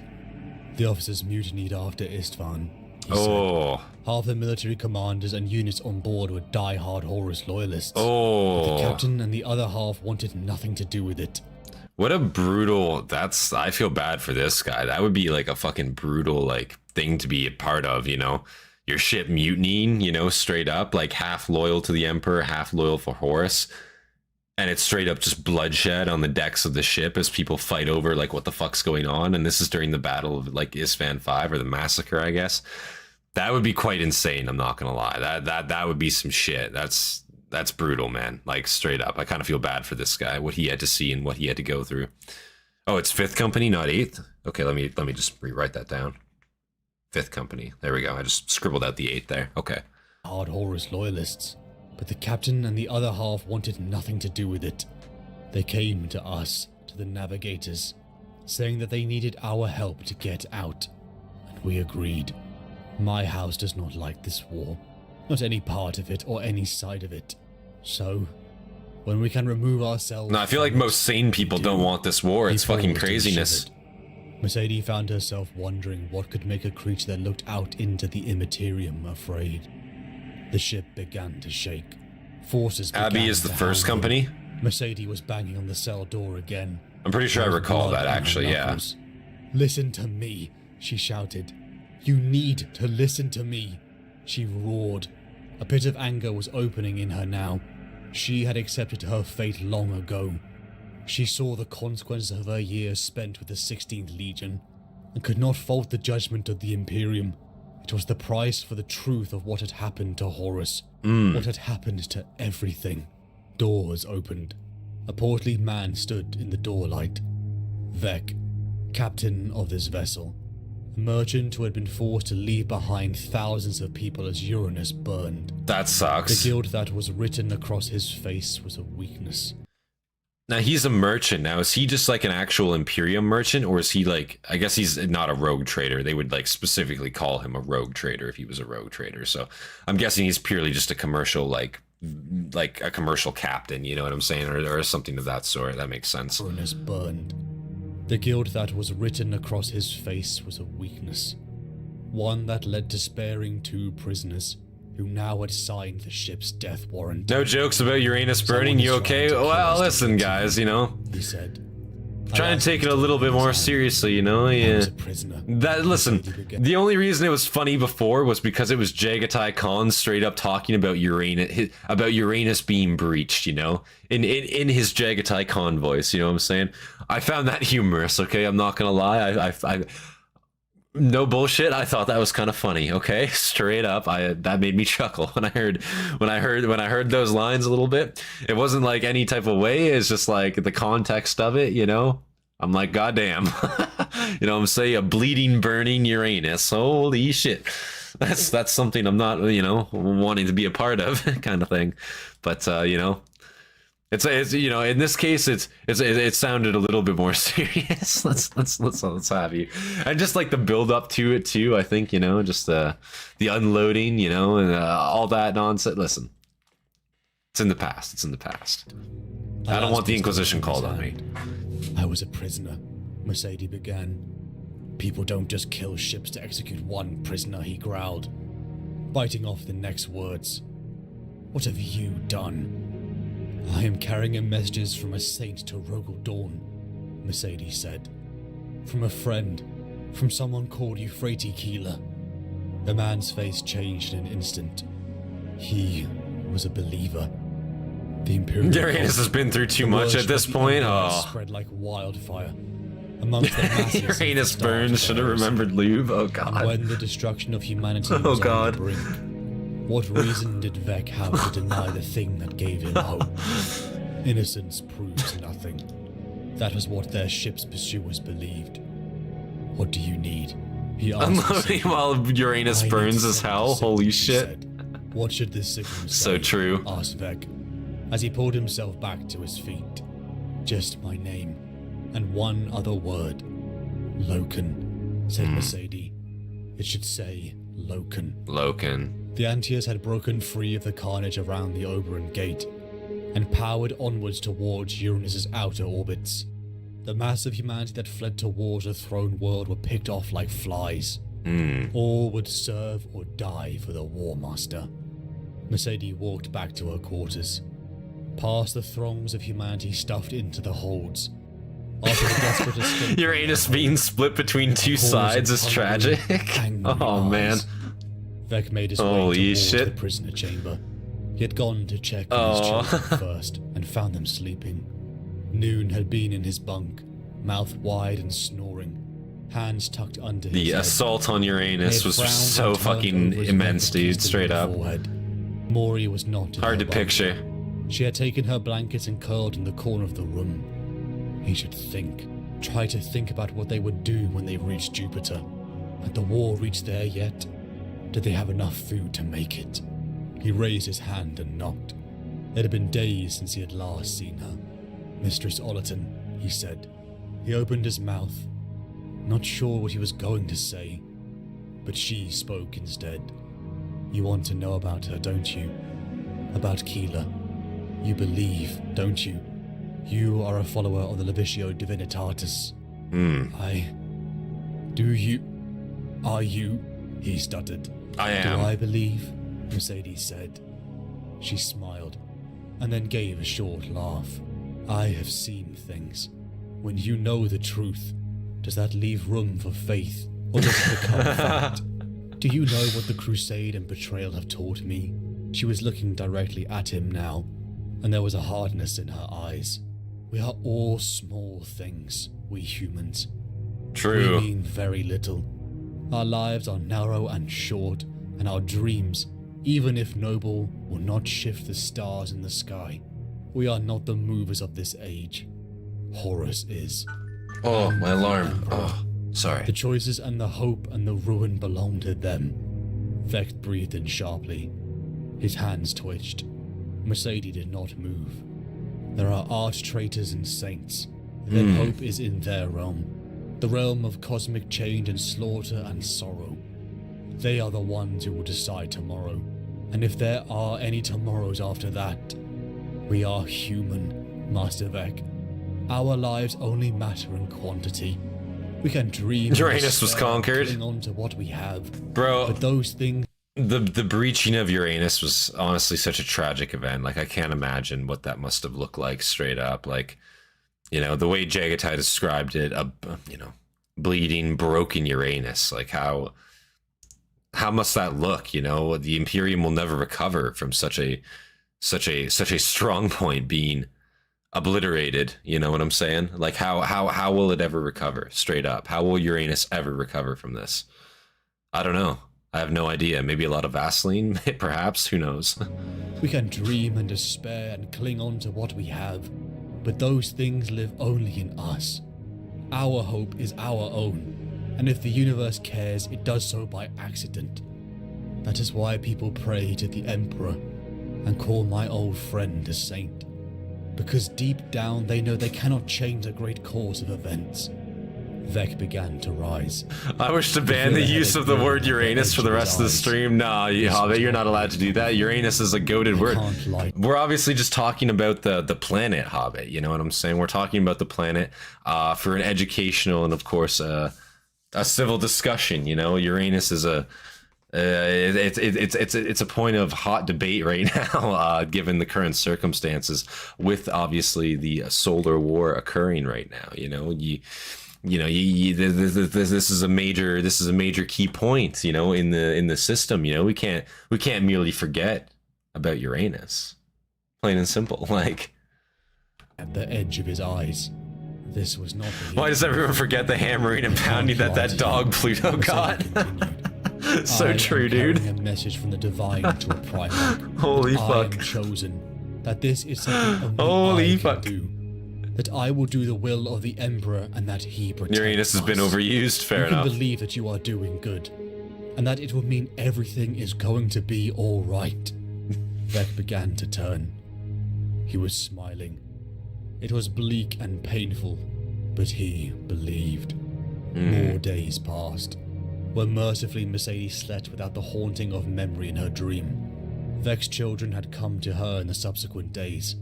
They had come to hear stories, and that was the one thing Mercedes Ollerton would always have. Mercedes awoke. She felt the ship shudder. She left her room to hear the barks of gunfire. Are we getting bombed? Bolts ricocheted off the metal around her. It's she likely. dove for cover. They were under attack. She saw Vec's children huddle in front, their bodyguards screaming at her to take the children and run. Run to the hangar deck. Whoever was pursuing them was here, and they were taking no prisoners. Oh. Mercedes nodded. All thoughts of Nihilus, of greater purpose, and of the final end had become very distant. A high ringing was rising in her head and ears. Her limbs were suddenly shaking. She grabbed the children's hands and ran. Lasfire screamed. So great. They like that makes me think if her head is ringing and shit, that means that there's like some fuckery going on here, right? Like, you know, it's not just like, you know, it's not just like regular heretic forces at this point. Like they're fucking, you know, they're changed to some degree, I'm assuming here. Let's find out. Was suddenly shaking. There's got to be some type of warp fuckery going on here. Lasfire screamed around them as troopers in dark red armor closed in. A blast door ripped open. A being of shadow and blood ripped into the troopers. Yeah. One of Vec's aides. One she had seen stand beside him. Holy shit. Warp taint. We are here for you, said the thing as it reached out fingers that stretched into shadows through the air. She dived for a las pistol and fired, blowing through the creature's head. Demons. The very warp itself had come for her. Yeah, Mercedes' literal mind demons. collapsed in on itself. Oh Visions shit. of the vengeful spirit swam till a hand lay upon her shoulder. Yeah, it sucks. I'm assuming she doesn't have any like natural immunity to this type of thing. She's probably kind of susceptible to it, right? Shit, this is probably pretty brutal. Like, see, demons are so OP, man. You gotta feel bad for like the basic humans, because like in the presence of demons, like you're fucked. You literally can't do anything. You're boned straight up. Like you will just succumb to like their corruption because you're only human. You know what I'm saying? It's like that fucking it's like that meme. You know what I'm saying? I'm only human. Fucking whatever. Visions of the vengeful spirit swam till a hand lay upon her shoulder. Oh, straight up. Nihilus. Where are the children? She gasped, pushing herself up.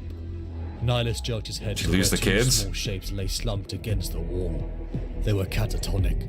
minds numb by the Yeah. sight of a demon. There it is. Sadie began shaking the girl and boy, not listening to the navigator. "We have to get to the Comatose. shuttle," said Nihilus, his voice rising from cold to shrill. "I didn't see anyone alive coming here, and the engines are still on. I think all the crew are dead. Likely. We are rudderless." "No," Mercedes screamed. The Emperor neglecting his All the sons. I'm only human after all. Yeah, literally. Literally, bro. That's a good someone should make that. That's a good one. That's actually a good one. Look, I'm giving you guys material. Someone make that. "Are rudderless." "No," Mercedes screamed. All the refugees were still aboard the ship. They could not abandon them. Good one, Zero. That's a That did good not one. stop you before, Nyla spat. "It does now," she retorted. She looked down at the children. Nihilus left, making his way towards the bridge. She laid Noon upon his sister and set off. She would find a way to save them. It's just like, yeah, I'm just thinking about it. It's just like, I'm only human after all. And then like in the bottom in text, it just says, "I deny you" with the Emperor's face. Like straight up. Like, holy shit. Oh my god. I can imagine the Emperor spinning in place. Yeah, Emperor spinning in place. "I deny you." Fucking in the bottom. Holy shit. What the fuck? That would be goated. I'd like that, you know. Someone should genuinely do that. Ran to the bridge, joining Nihilus. She looked over to see Vex's corpse.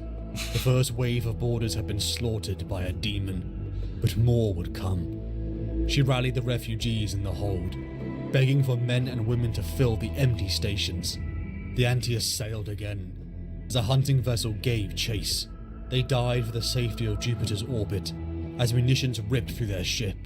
Mercedes felt a cold realization sink through the space left by the brief flutter of hope that they would make it to a place of safety.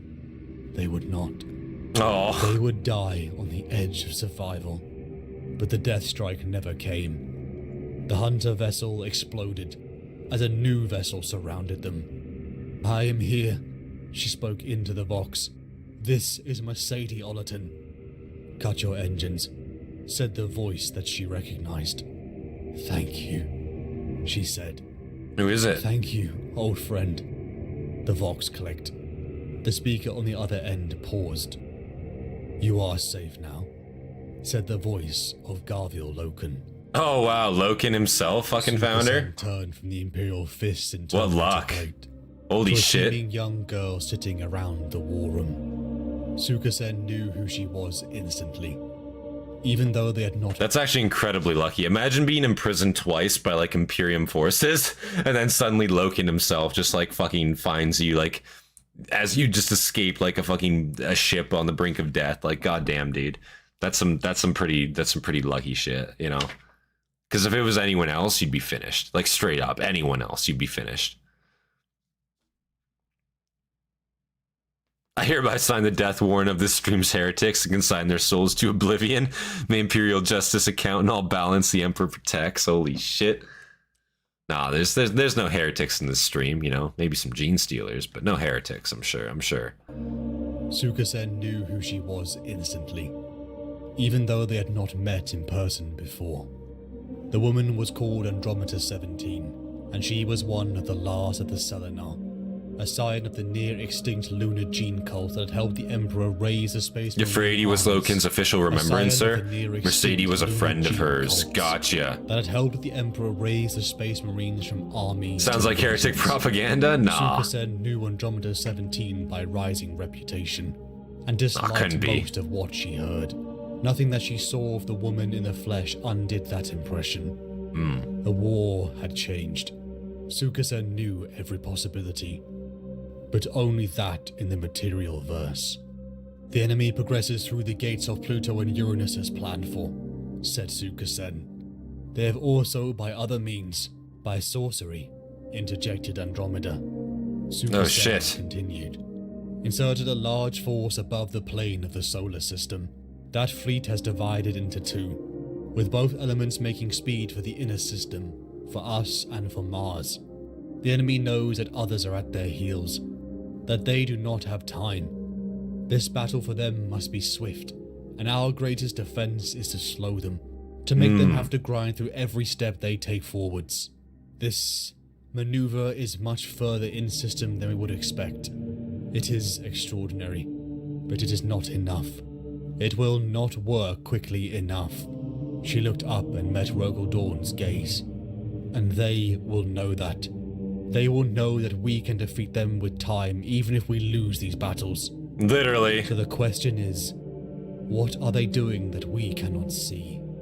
The warp, said Malkador simply, and Sukasen could not miss the weariness in the word. Of course, the warp, yeah. Like, that's their like X factor. That's the heretic X factor here, of course. But yeah, straight up, like, it's that's so fucked up to say, but it's hilarious because they're just like, yeah, what are they doing? Like, they're going to lose this. Like, we can just keep affording to lose these battles, you know, like strategically or tactically, we can keep affording to lose these battles, but strategically, we're still going to win like the war as a whole, you know. Like, they're not going to be able to achieve their war goals in like a good enough amount of time here, assuming we just sustain them out, you know, like grind them out for every league. And they know that, we know that. It's just so fucking hilarious to me. Like, you know what I mean? Like, the heretics knowing like just how bound they are if like the exact right thing doesn't happen in their favor here, and it unfortunately doesn't, you know, as we know, but let's keep watching. Mercedes also found Loken hot, which is a very important detail. Is it? Is that an important detail?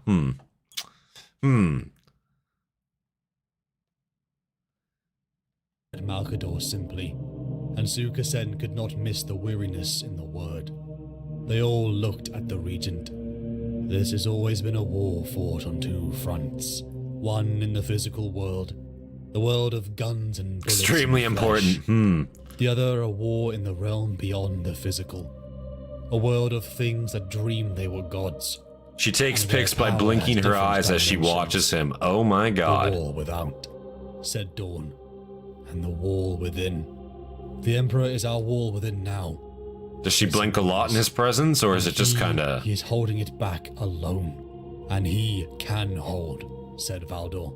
The chief custodian seems to shiver, at great cost. But he holds and protects. Sukasen felt a cold dread creep up her. Horus knows all we have said and seen already, she said. He knows what we know of this battle so far, and he knows what we cannot see.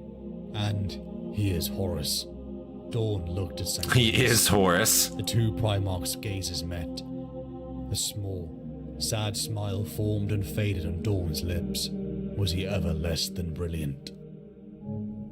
Upon the bridge of the War Oath, Abaddon heard the steps of Leyak and his bodyguards follow him, and felt anger rise. Before them, the solar system, the cradle of mankind, glittered with destruction. No sign of the lance of heaven. Abaddon said into the Vox. The white scars were sure to reveal their presence. Afraid he had hours of videos and pics of Loken training? Holy fuck. Only swooping in. Did you imagine going back and like... Imagine it's like an old-timey, like, you know, like camera where you have to like develop the film, you know what I'm saying? And eventually like you go and you hand those pics, like you're like a PI essentially, right?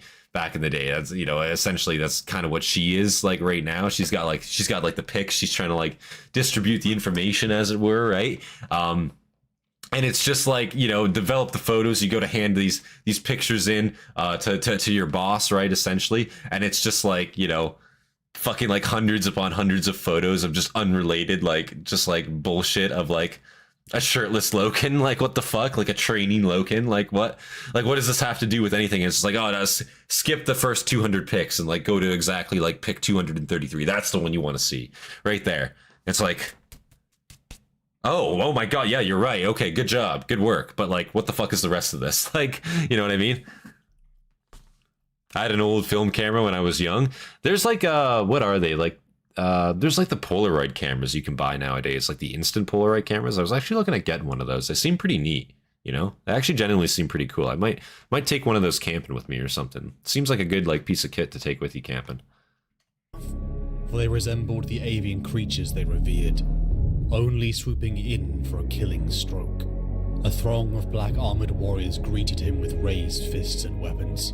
They were his finest, the elite of the First Company, Justarian, Reavers, and Death marked. All of them had fought at each other's side for years before the war, and had thrived in the battles that came after. Zardu Leyak of the Word Bearers and 2 guards stood beside him, blood dripping down the chaplain's chaos mask. Abaddon was surprised he hadn't killed him already. Damn. "You are never guarded," said Leyak. "I am not alone," said Abaddon, and turned to walk away. "I am never alone. You dislike my presence and my questions," said Leyak.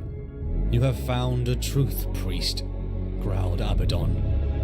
"You dislike me very much, do you not?" Leyak said at last. Abaddon smiled coldly. "On that we agree." Abaddon made to turn, and then dashed towards the Word-Bearers. There were others amongst the greatest warriors who were faster. Jubal Khan, Sigismund, Lucius, Sevatar, even the fool Loken. It was not that Abaddon was fast, it was that he did not think of speed. Interesting. Of parry and riposte, of attack and defense. Living or dying did not matter. Bloodshed did not matter. His life did not matter. All that mattered was victory. That made him more than fast, more than skilled. It made him death. He smashed aside the 2 guards.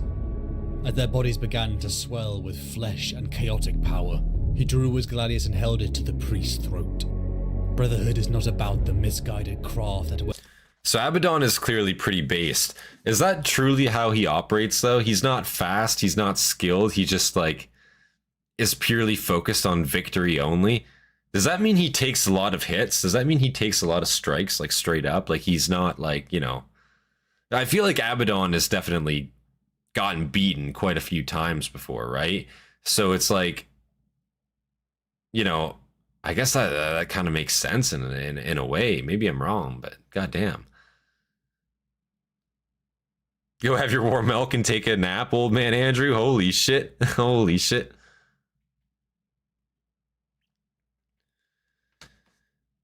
Been following Collecting Games Workshop since 89. Yeah, man, that's a long time. Holy.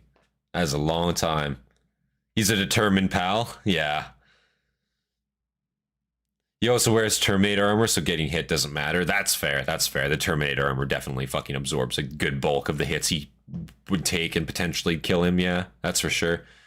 He got impaled by Sigismund and almost crushed to death by the body of a world eater. That's right. He did get impaled by Sigismund, didn't he? Straight up, and he ate that shit. That was kind of crazy, not gonna lie. I do recall that now.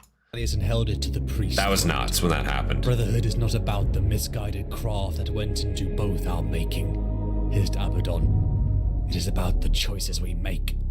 I look at you and see a thing that has made those who were his brothers his creatures. And in that I see all I need to know of you.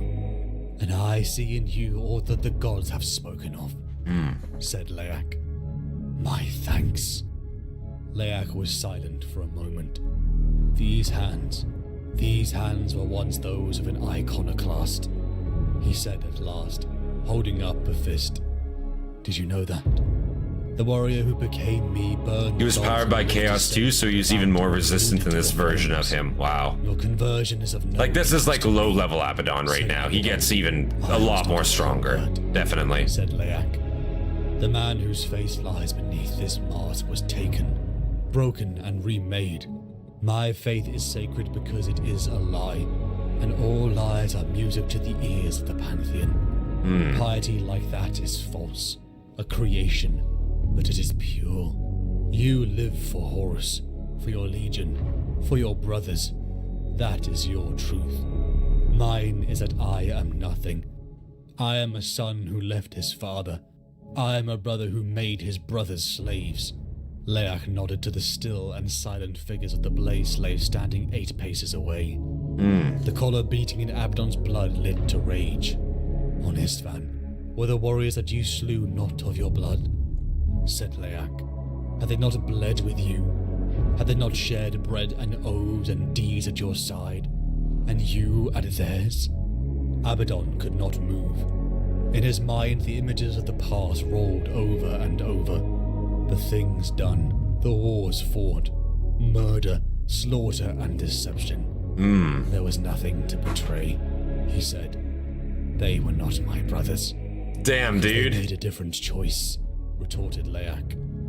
Because loyalty is everything. Loyalty is everything. You can't be loyal to an idea, priest. As Whoa. your kind learned in the ashes of your first belief. Belief is all I have left, said Leak. And loyalty to the idea is why I am here. Chaos, said Abaddon, his lips peeling back from his teeth. No, said Leak with a shake of his head. The truth. On the Interesting. bridge of the Lance of Heaven. What's the Jabal difference, Khan though? knelt in his armor. Chaos is the truth, arguably, is it not? Straight up. Like, it's kind of one and the same thing, almost, arguably, here. Wow. And let his thoughts circle. His Guandao sat on the deck before him. He's pure Astartes at this point, yeah, and he's still very, very cracked. Side of him. Abaddon is pretty The Lance of cracked, Heaven like had straight no up. command throne, just a raised platform of ebony and yellowed bone. Around it, the crew moved. As well as the bulk of his Near Terminator side guard decks of blocking the bridge hallways embarked. leads to Abby Jabal Khan having a listened to full the last breakdown. ghosts of Damn. Voices fade into the crackle of Vox Link. He looked at the Tep Adat linked to the signal unit. So we withdraw, Changshi asked, frowning. Jubal looked at him, holding the young warrior's gaze for a long moment, and No. then smiling. Yes and no, he said, pulling a strip of parchment from his belt and handing it to Changshi. Prepare signals to these of our ships, and see that these preparations are made through the lance. Changshi was still for a second and then turned, his weight dropping, the curved blade vanishing behind his body. Wind of truth, but the boy was fast. But he was Jubal Khan, and he had faced and bested many of the greatest weapon masters of the age. He half turned his torso, let the blade go past, brought his hand up and clamped Changshi's knife hand and wrist, and threw him in a sharp twist. The young warrior came to his feet in a blur.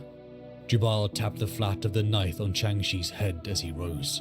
Not quite, he said. Changshi closed his eyes, and Jubal could almost hear the silent self-chastisement held behind the warrior's teeth. Do you know the truth of death? Jubal asked. Changshi let out a breath. Didn't think I would make the stream. Good to see you here, Colton. Good to see you here, Embrace it man. like a brother Thank you for tuning in. And laugh in its Glad you face. made it. Yes, grinned Jubal. And the truth of the knife. To be sharp, Changshi replied. Jubal chuckled. The truth of the knife, of life, of war. You kill with the last blow. But those cuts that come before allow that final blow to fall. Even Horus, master of the spear thrust, knew that truth once. And now he will use it to kill whichever of his sons he has sent at the head of this armada. Damn, dude. Abaddon and Leak saw the retreating White Scars fleet. The ships powered ahead of them in the Jubal faster should have won vessels. against Abby. Then they Oops. turned. The Lance of Heaven. Jubal should have won against Abby. He should have died in full, but no, Abby has plot armor thicker than Gilliman's.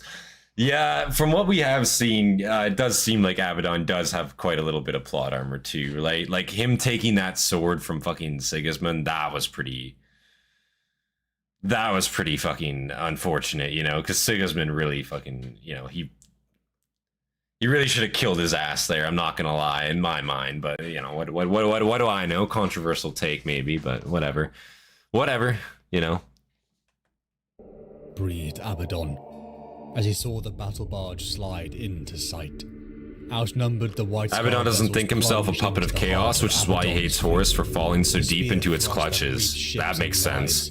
rise As it made its way towards It's just the that's throne. crazy to see The like what Lance of eventually Heaven he broke off becomes, to make another attack like run, due to but the chaos, war right? oath was on its tail. For the war Like with the master Black Crusades and sent shit. Abaddon into the rocks, Oh. and the ranks of warriors gathered around and stepped onto the teleportarian. They vanished in a flash of strobing light. Forwards, called Abaddon, firing and moving with his brothers.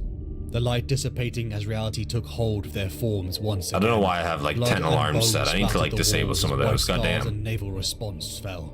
The sons of Horus moved towards the bridge, detonating melted charges and swarming into the chamber. Abaddon reached the center of the bridge as silence fell. Where is he? Asked Leyak, following Abaddon.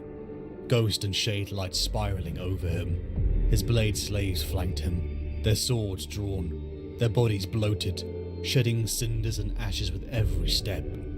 Where are any of them? The armor glass of the chamber blew. He's still at least human, kind of not a Prince of Chaos or some abomination, so yay. I hear what you're saying there. I guess he is still technically human looking, and he's not like some corrupt fucking like warp beast Astartes. Like I hear what you're saying. He's not like he definitely doesn't look like a demon prince or anything like that, or a demon Primarch. So that's good. And I guess he can't be a demon Primarch, but he can't he doesn't look like a fucking like a weirdo, right? He does look evil though, for sure. But I still think he's like, yeah, he's definitely like still imbued by chaos, and he still is definitely a puppet of it, I will say, in my opinion. Inwards. Shards rained upon Abaddon and Leyak. Warriors in white leaped down upon them. Bolter and plasma fire lashed out. Sons of Horus fell, but gunfire blazed back. Another assault ram ploughed through the hole left by the first two. The White Scars were breaching their own bridge. Jagatai Khan, the Lord of Summer Lightning, the death that laughs. Abaddon began to run to greet him. The White Scar whirled his blade out, and another of the Sons of Horus was falling. Helm split and blood burning out of the Guando's power Bless field. Not mutated. That's a good way to put it, Andrew. Abaddon growled to his men. Abaddon felt the lurch in his stomach, as then gravity vanished. His boot mag locked to the deck in an instant later.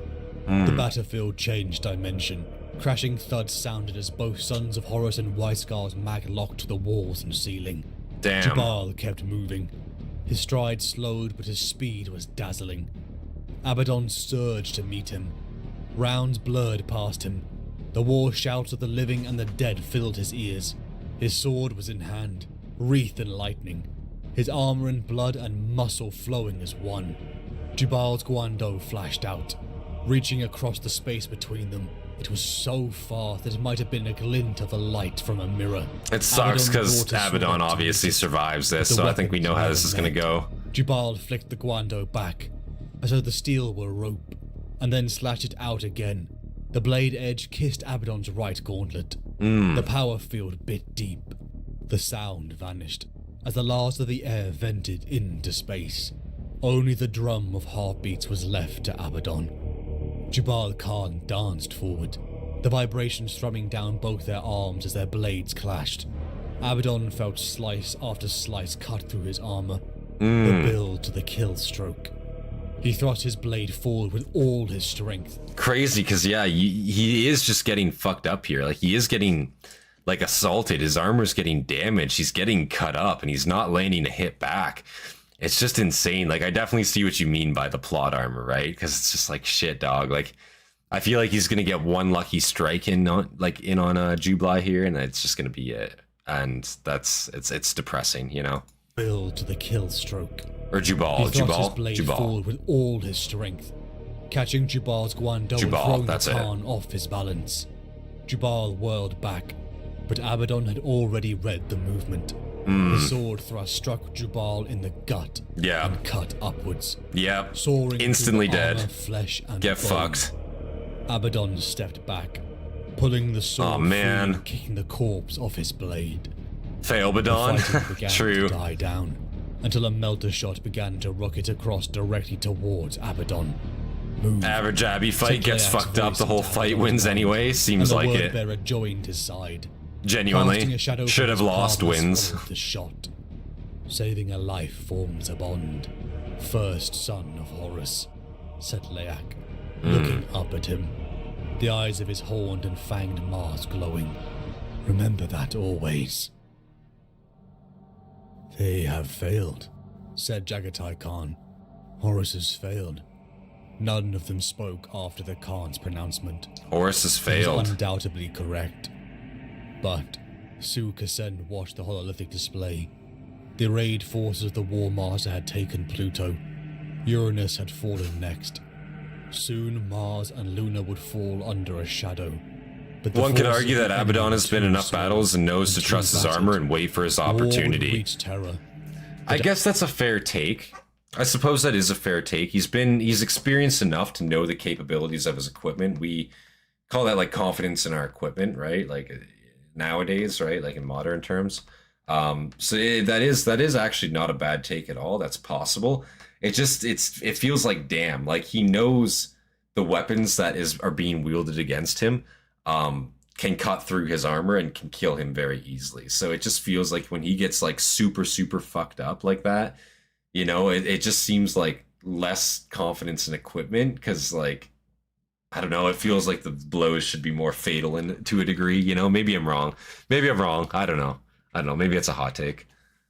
Too small and too battered. Yeah, somehow War Abby's would armor is reach fixed and Terra. repaired 10 minutes But at later. this That's one thing I want to say, like, I want to represent on my models when I eventually do paint them, is battle damage, right? Like, I understand in the context of 40k, like, especially if you have, like, a supplied Imperium force or a supplied chapter of Space Marines, they will have new equipment coming in potentially to get replaced, and, like, so their armor will look fresh. But, like, also if you're talking about, like, you know, Space Marines that have been in combat, that have maybe been cut off, that have been, like, in sustained combat for weeks at a time, their armor is going to look roughed up. It's going to look, like, not fresh at all, you know? And I feel like on, like, any of the models that I eventually paint, you know, I want to try to get that, like, that battle look, that battle-worn kind of, like, look to them, you know? There is, like, I think a time and a place for, like, you know, pristinely painted miniatures, and I think those look fantastic too, don't get me wrong. I just like the more like practical, I guess, like aspect, like the more like battle wear, battle torn like look of them, if that makes sense. That's just personally, that's my personal opinion though. Like everybody obviously has their own taste, their own flavor when it comes to, I guess, like you know, like painting, I guess, or like the way they like their miniatures to look. Some people like that pristine look a little bit more. Some people like that roughed up look a little bit more. I tend to favor the roughed up look a little bit more, because to me it looks a little bit more like realistic, as like, you know, as much of like a basic bitch thing that is to say in like the context of 40k, making it look realistic, you know what I'm saying? It looks more believable, I guess, to me, you know. That's why I like the Raptors, for example, right? Like the chapter, right? Because like they're out in combat for weeks at a time. They're out behind the wire for weeks at a time, months at a time, potentially, doing like commando shit out there. Their armor's going to get roughed up. It's going to get dirty. It's going to get rusty. You know what I'm saying? Potentially they're out there in the environment. They're not getting like their armor replaced like instantly whenever they go back to their OP. You know, it's just not happening. They don't have that level of supply. You know, that's kind of what I'm looking at. You mean that painting that we've been waiting for since you had 1K subs, especially now that you have 4 Warhounds? Yeah, that painting, exactly, right? Yeah. Listen, again, to be fair, I had that goal going for 2-3 months, to be fair. 2-3 months. And we didn't hit that. So to be fair, I know I'm taking my time on it, but you know, you guys took your time to hit it too. You know, we could have, I'm just saying, guys, you know, if more people subscribed quicker, you know, that's all I'm saying. We could have hit that goal within straight up a month. I was looking at the analytics, and I'm looking at the returning viewership, and I'm like, damn, you know, we got a lot of returning viewers to the channel that aren't hitting that subscribe button. You know what I'm saying? So that's not, you know, that's not my fault. You know, it's all I'm saying. You know, it's all I'm saying. It's all I'm saying. Is what it is, you know. small and too battered. War would reach Terra, but at this rate the forces of Gilead Pile on the peer relied pressure. upon their Yeah. flank. Suka Also, said, though, for those Warhounds, though, I will say for those Warhounds, we got to find a 10, or at a 10. We do have to find a 10. We got to find a time for 10 to get up here. And we're going to try to do those together, right? It's just he's working full time, you know, and we do live quite the distance away from each other. We do live quite a few hours away from each other. But he's going to try to come on up, bring his airbrush up. We're gonna try to do that. Maybe get something going when we do that. Maybe as a video, and I'll edit it up, or maybe as a stream. Haven't decided yet. If we do it as a stream, it's just gonna be a little bit more difficult because, like, if we're using an airbrush, we're gonna have to do it like in the garage, like kind of outside, kind of thing. I don't know if I really want to be doing that in my room. I'd have to set up an area. Well, I could easily set up an area to do an airbrush. I just have to like plastic some stuff off, whatever have you, right? But it would be doable. We just have to like set up an area for it, kind of thing, you know. So a video might be a little bit easier in that case.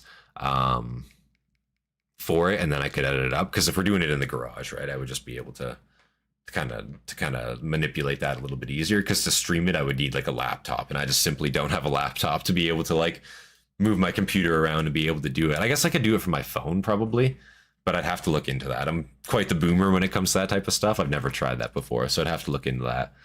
At this rate, the forces of Guilliman would arrive upon their flank.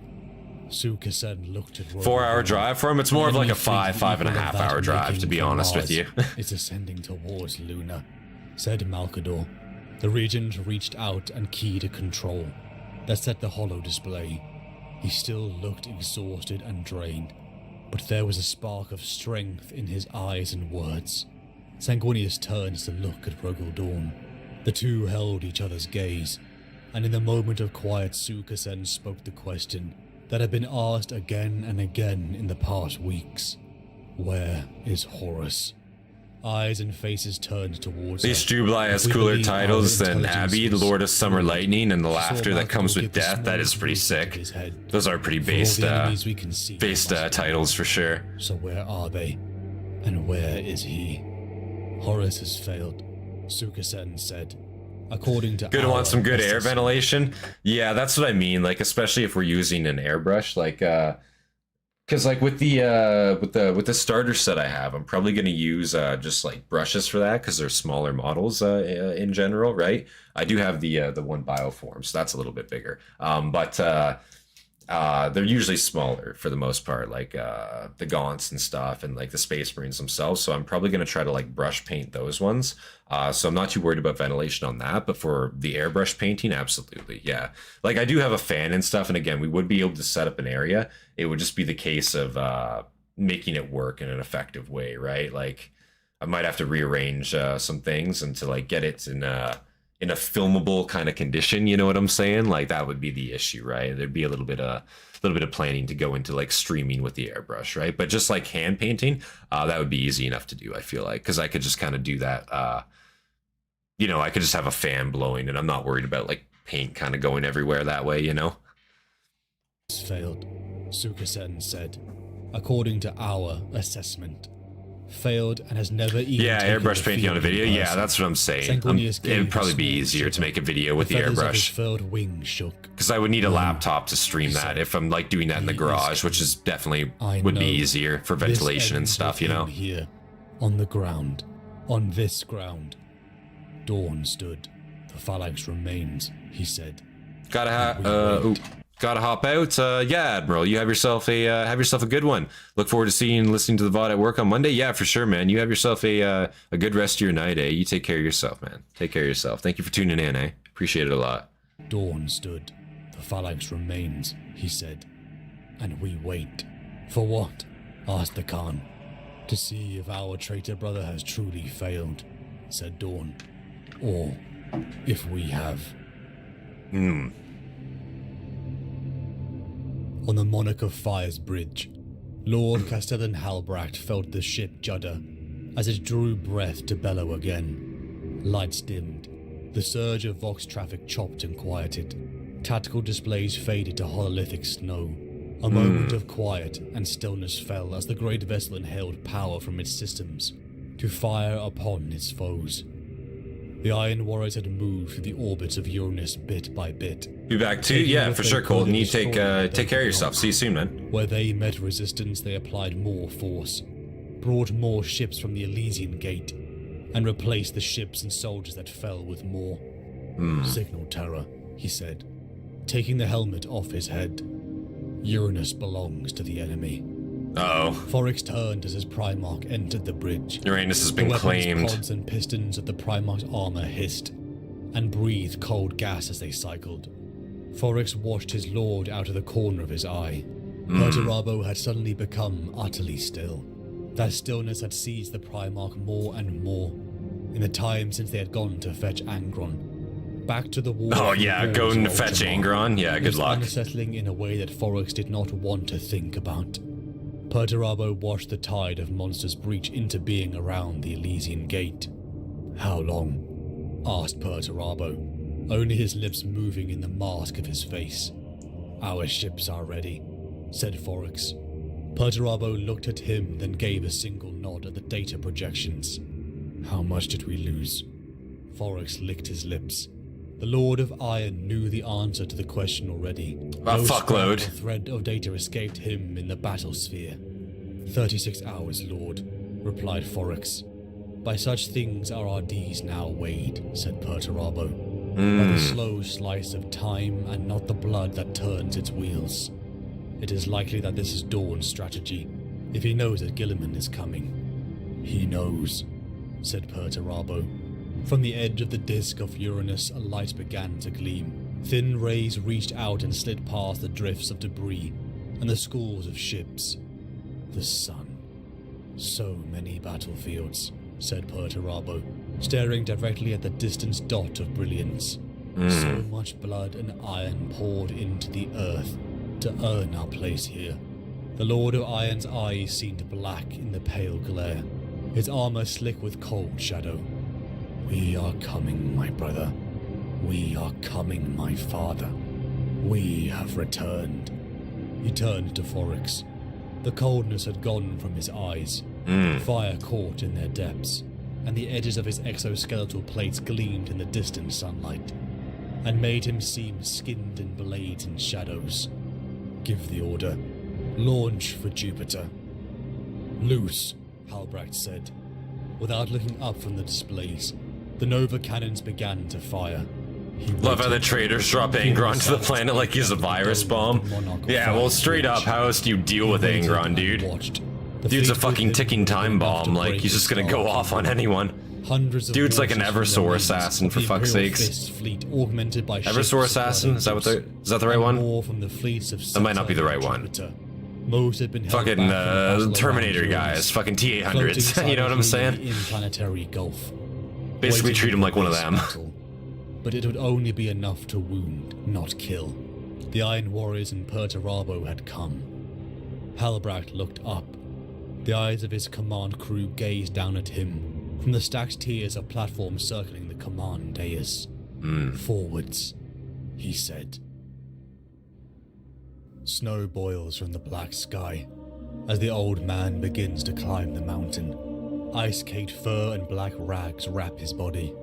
The wind strikes him, and he staggers, half falling. His hands plunge into snow. Cold, burning cold. At his back he hears the cry of wolves.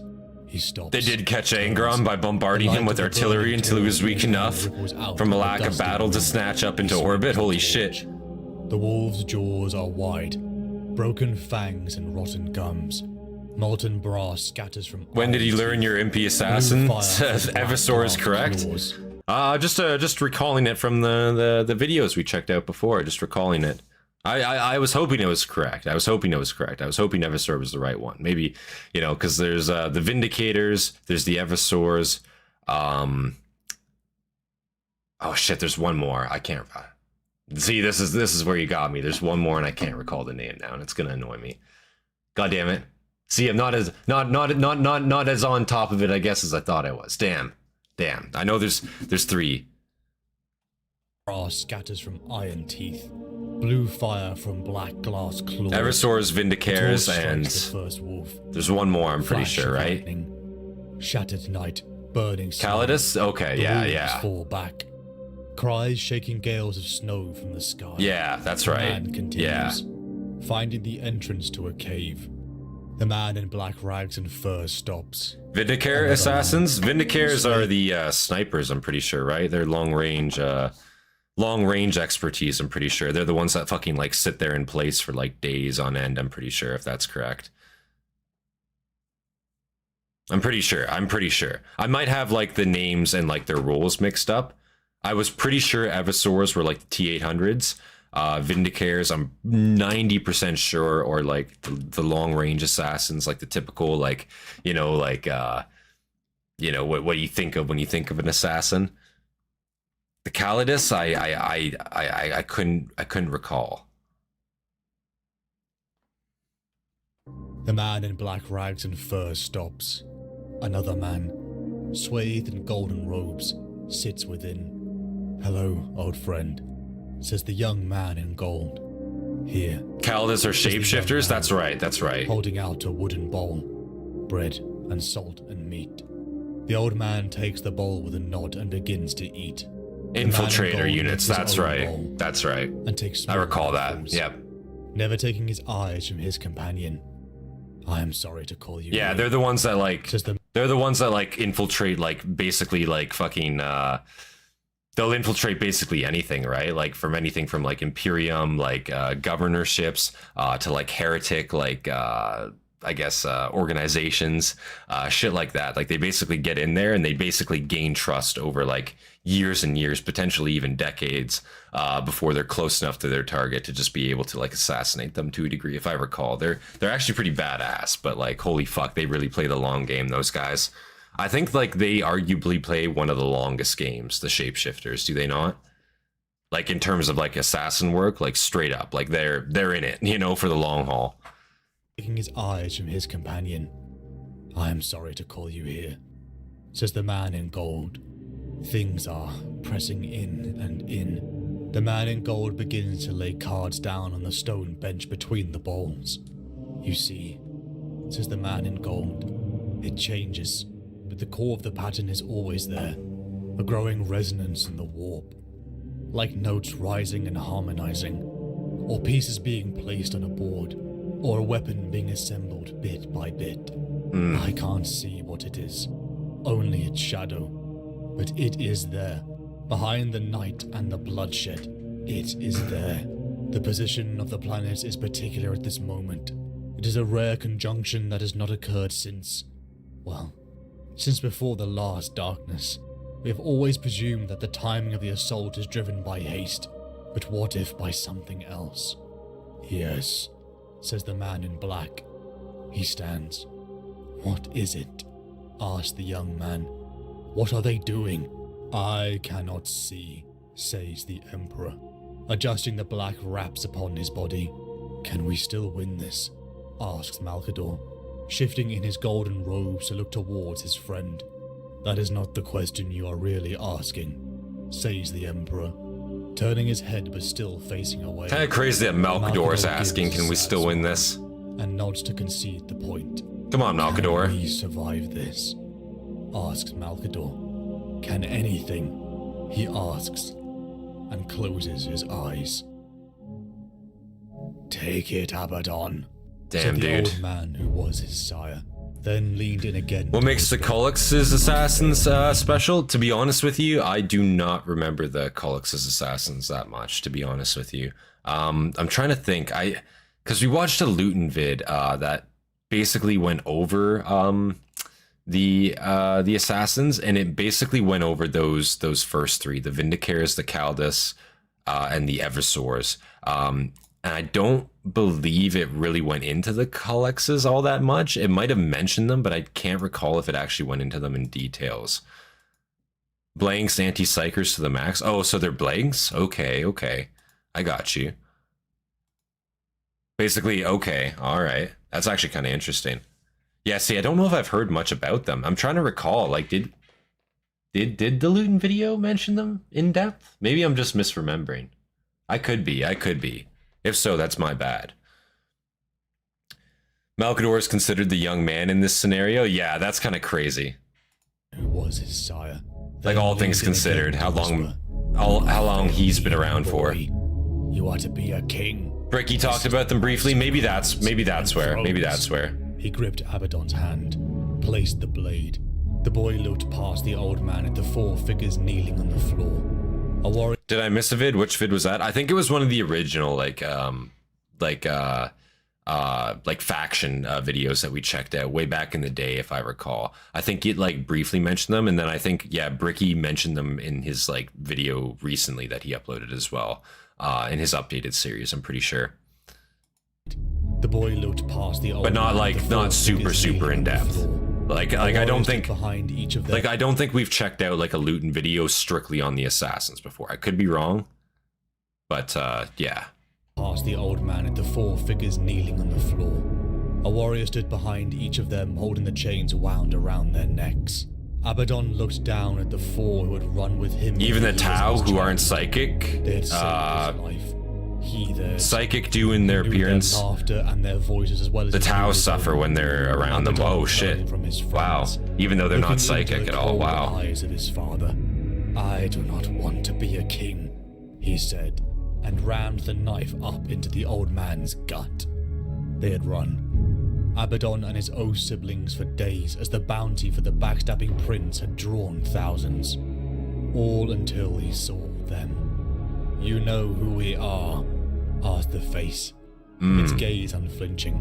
Abaddon met it and nodded. You are the takers of the dead, he said. The face laughed.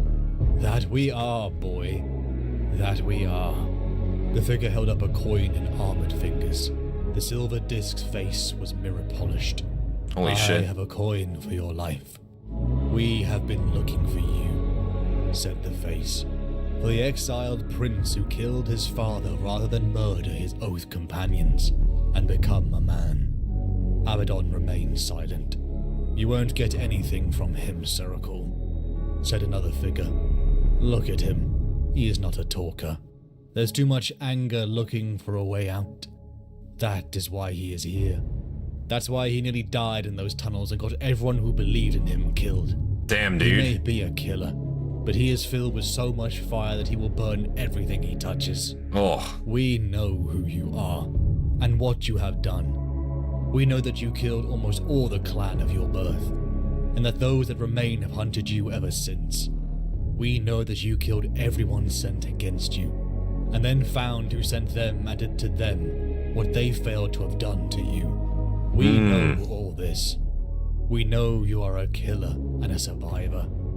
Abaddon, son of Tarkerodon. What we don't know is if you have the strength to be more. Hey Troy, how you doing? I don't. Good to see you, man. Abaddon forced the words out through broken teeth and pain. I don't want to be a king.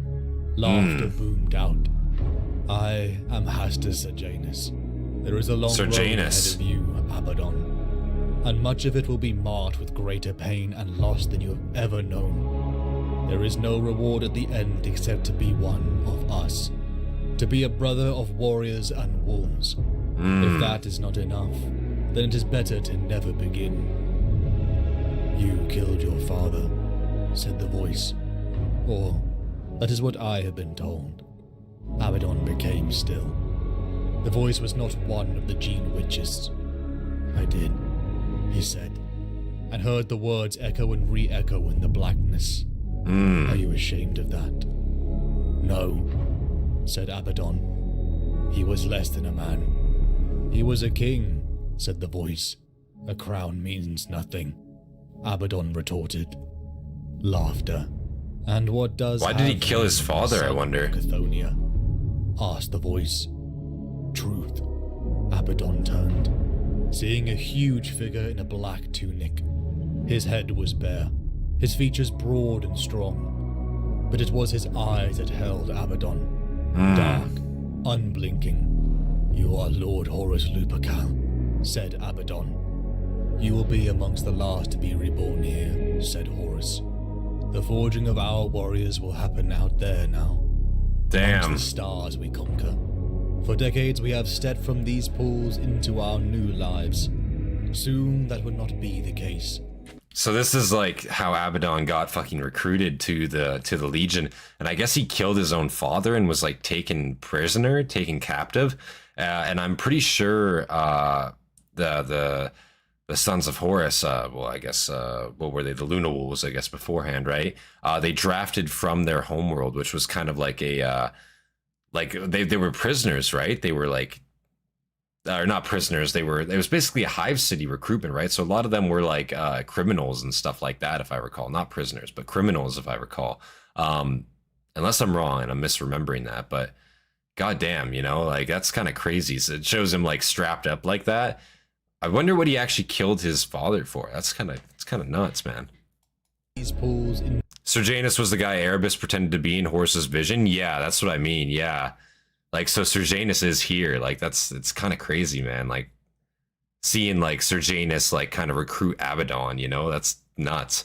And then Horus is here, and he's like, yeah, you're going to be, like, the last, like recruited pool, essentially, that we're going to have here. They were underground mining gangers. I see. Into our new lives. Soon that will not be the case. We will take the name and the memory, Lunar Wolves. That is our brotherhood. Wolves made by the moon, and raised from night to illumination. The Primarch reached out with an open hand to Abaddon. A mirror coin glinted on an open palm. Rise, Abaddon, said Horus. Why does this feel like I'm dying? Said Abaddon. Because it is, said Horus. Because when you take my hand, you will not be a son of Chthoniya, or the heir of a dead king. I will be a lunar wolf, whispered Abaddon. Yes, said Horus. Father, said Abaddon. Oh, didn't take much for him to say that, did it? Goddamn. Comprehend the details. Holy shit. Of what they were going to do, and then he had shivered. Even Magnus. Loon's vid on the Assassin's House is left on Discord? Okay, thank you for that, Andrew. I appreciate that. For this thing they were doing was not. Might check that out sometime. It was something higher and darker and greater. The design of a creature who had never been human, and now stood between mortality and godhood. It was Horus's act, and they were the tools that did his work. Ironman could barely hide the doubt he felt from his father. The comet, hollowed out 2 centuries before, had become a resting place for the bones of the greatest heroes of the Unification Wars and the Great Crusade. It had been a shrine to unity and heroism, and the word-bearers had guarded its halls in the time before they had borne that name. They were still there when their treachery had been revealed, and so Rogel Dawn had sent his sons to slay them. Azek Ahriman, chief librarian of the Thousand Sons Legion, watched as blood formed in the crystal sphere. Crimson puffed into being within its polished depths, swirled and then ran to the edges of the orb. Cold light gathered around it, and Ahriman heard the melody in his mind change as notes and harmonies shifted. He watched the orb for another second, as it spun on through the space above him. To be in this chamber was to feel and hear the flow of the warp, without break or moderation. God So damn. close to the sea of souls. Visions tried desperately to invade his mind. Visions of death, of warriors clad in blue Holy and shit. gold. His long dead Oh my twin God. Rosamund. Magnus? It's a cruel thing to return home and find it changed, but it's not as changed as we are. Menkura's words lingers as an echo in Ahriman's skull. You do not like this, said Ignis from behind him. No, replied Ahriman, still tasting ashes in his mouth as he spoke. No, I do not like it. Ahriman focused his mind on the growing pattern surrounding in the ether. A mix of Colchizian and Prosperan runes, chaos and order. The word-bearers accompanying them disgusted him and his brothers.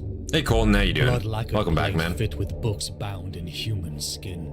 Oh, Faith and ignorance are so often alloyed they might as well be called one, sent Ignis. An observation we can all agree on, replied Ahriman. The chains holding the solitarium broke before they were unfastened. Their substance dissolved into light and smoke. It hung a meter above the floor of the chamber. Sparks of multicolored light ethered into the void. 2 of the word-bearers were on their knees, tongueless mouths filling with blood as they thanked their gods. Ahriman felt the storm. Tongueless mouths is rising crazy. beyond. He gave a single nod. Ahriman plunged into a sea of memory. The remains of bone reflected the souls who had fallen in the Unification Wars. He trudged through glaciers of ice, through hive cities. He saw the dead and took memory.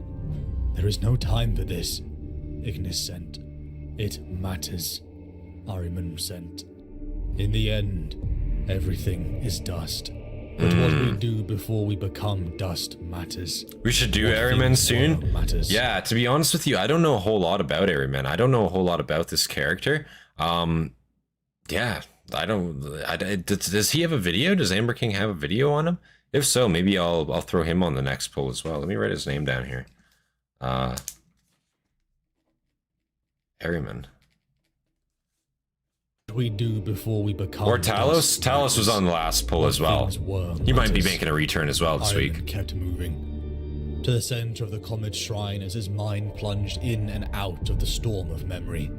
He strode into a hall of bone, cut with rune lines from decades of word-bearer etchings and sacrifice. It was a solitarium, like those once used by long-dead scholars, to predict the movements of the heavenly bodies across Terra's skies. Ahriman turned to the center of the chamber. The stone sphere of the solitarium floated above the floor. Ahriman's face always gets me. I know like 3 dudes who look exactly like him. Unearthed in the floor. Yeah, I feel like he's got like a pretty like, the dimensions of the how you room say, like swam average as he face? Is that and he bad had to force say? his mind to stay balanced. Around the stone representation of the sun, the word-bearers arrayed an 8-pointed star. Their blood orb cargo was arrayed at each point. The distillment of thousands of dead, all mixed into a soup of power and cruelty. Definitely rooting for Talos, Ahriman Lucius. saw the pattern. The blood and the death of Pluto. Done of Karn, we need the Uranus, rest of the modern Jupiter, 40k and Chaos more. champions. He saw We'll get to them signals all of eventually. tongues We never will get to them all spoken by eventually. men, No worries running through there. the dark, leading the inner eye on a spiral. He saw the symbols of the old zodiac, of apocalyptic calendars from the dawn of history. A grand mechanism was moving, its parts aligning, resonating with each other, pulling tighter and tighter. The conjunction of the planets was soon. Bring the ships in, sent Ahriman. Begin pulling our brothers out. We must not be here when the end of this begins. The shuttles launched, leaving the comet behind at pace, as Ahriman felt the crescendo coming. Now, he sent. Fabby makes me In the cavern laugh. with the comet shrine, the word-bearers who had remained put the knives to the throats of psychers chained to the floor. And Damn, as the dude. mortal death screams poured into the warp, the torrent they formed met the flood tide already surging in. Everything had been for this. The assaults planned by Perturabo, the strike of the fleets deep in system. All had taken ground, killed, weakened defenses. But more than that, they had formed this alignment. This moment of ritual power written in the planets and stars. The comet vanished. Time blinked. Night fell to blinding light. Sounds, voices. Night. Across the solar system, every being felt a tremor in their soul. Oh Like god. something stood behind them but inhaling through their mouths. What have they done? Then the sun went dark. What? The black sun hung in a bleached sky. That would be Mute fucked and up, cold man. Disc. A slit tore wide. Matter vomited into being. Half-formed ideas of teeth and limbs. Of beasts and mouths tumbled over each other, writhing as they dissolved and coagulated. Holy shit. Across Terra, every person looking at the sky could see it. A burning wound across the night, or a scar of midnight in the daylight. Oh my Through god. it came ships from the realm beyond. The Conqueror, the pride of the Emperor, the Nightfall, then the Vengeful Spirit. Damn, The dude. ships clustered and then divided. The bulk of the traitor fleet has skipped past the gates at Uranus and Pluto. They turned towards Mars and Luna, and the small orb of Terra all alone in the dark. Horus watched, and then gave a single nod. Begin, he said. Mercedes looked around. So they really did just breach around there. Wow. That was kind of crazy. Also, I have to say, like, the sun going dark like that, like, that's straight up, like, the fucking, like the final, like, quest for, like, Dawnguard on Skyrim, like, making the sun go fucking dark for all the vampires, you know? Like, that's some crazy shit. That would be shit your pants uncomfortable if you were on Terra and you just saw the sun go out, bro. You know it's about to come for you, like, holy fuck. And there's demons already invading your world? Nah. Nah, that's fucked up, man. That's fucked up. Mercedes looked around at Loken, who nodded at the image of the orb of Jupiter. The humans you brought from Uranus will be free of the planet's sphere by then, said Loken. Lucius is a They have been bitch. put on Oh my ships, god. And those ships sent out amongst the asteroid colonies. Thank you, she said quietly. It may not save them, said Loken. There are no safe places anymore, but you brought them as far as you could. Mori and Noon lay curled together beneath a blanket under the light of a glow lobe. They had refused to leave her. Flashes of memory hit Mercedes. Malagurst the Twisted, Horus's Acari questioning her about Loken. She dismissed the pain. All that lay before her was the warning, one sent from a saint to a Primarch. Loken, she said. There was a He's only navigator special on because he got this plot ship armor this from season. Slaanesh. Holy shit. I have not seen him since. I do not know, he said. I saw no navigator. You might have known him. Before, I mean, said Mercedes. During the Crusade, he was a navigator on the Thunderbreak, part of the 63rd Expeditionary Fleet. Nihilus Yeshar? She asked. I never met a navigator of that name, he said. Is there a reason he would try to hide from you? And then flee without telling you? He asked. Mercedes pondered. On the Imperium that had locked him up and tried to kill them both. Truly, what reason would he have to show himself? Suka-sen held the pistol. One piece of a pair that belonged to a daughter out of reach. Sun going dark ain't nothing She compared thought to back to raining a blood memory about she to had fall on tried to Terra and the suppress. trees of people that will start Captain appearing when the Cynreius Death Guard Suka-sen descends. Yeah. on second. Yeah, when the Death Guard gets there, shit's going Killed south very, in very action. quickly, I imagine. Holy This shit. That is what the updated record would Becomes be. messy very, An very end of fast. sorts, she supposed. Suka-sen I fancied will say, very crazy how like their capital ships of all are the ones that like actually breached around too. Like they weren't even engaged there in that combat around Uranus, to my knowledge, but instead went around. And now the Death Guards and the capital ships and their Primarchs aboard are able to get to Terra like unmolested, and that's how they're able to do it. I think that's really, really cool. would read. An end of sorts, she supposed. Suka-sen fancied she could feel a tremble as the phalanx began to move.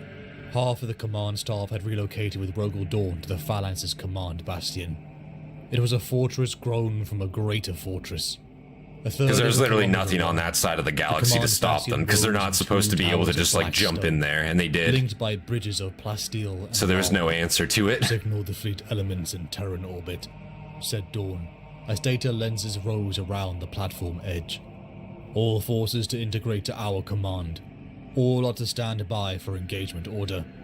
Suka-sen began to siphon off information from the wider battlesphere, stretching her awareness out to the engagement around Mars, folding in the intelligence from Uranus, Neptune, Saturn and Jupiter, all burned under the traitor's fist.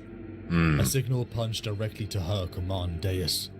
A call for a direct meeting with Rogel Dawn. It came from Garviel Loken. The Blood Angel's ship Red Tear and lamentation of war cut wide of the close formation of the main fleets above Luna, and came about to unleash boarding torpedoes into the flanks of the ships, vying for the gulf between Luna and Terra. Each torpedo carried 10 sons of Sanguinius. All had painted a portion Another of scene their from armor with Astartes, the black nice. Saltier of Death Oath. Each knew that he would fall in this fight, and that his oath of moment would be his last.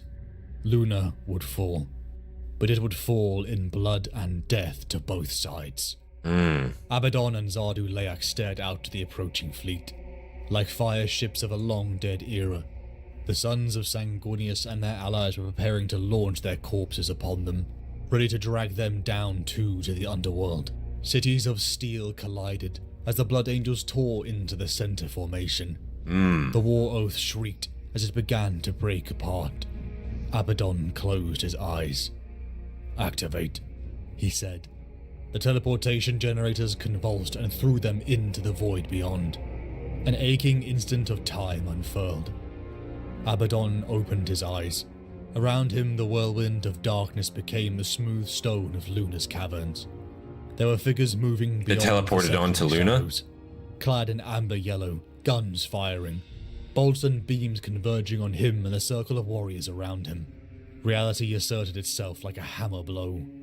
They were deep under the surface of Luna, right before the gene lab that had created the Astartes. Oh shit. "Fire," he said, and around him the first of Horus's warriors set foot on the world that had made them.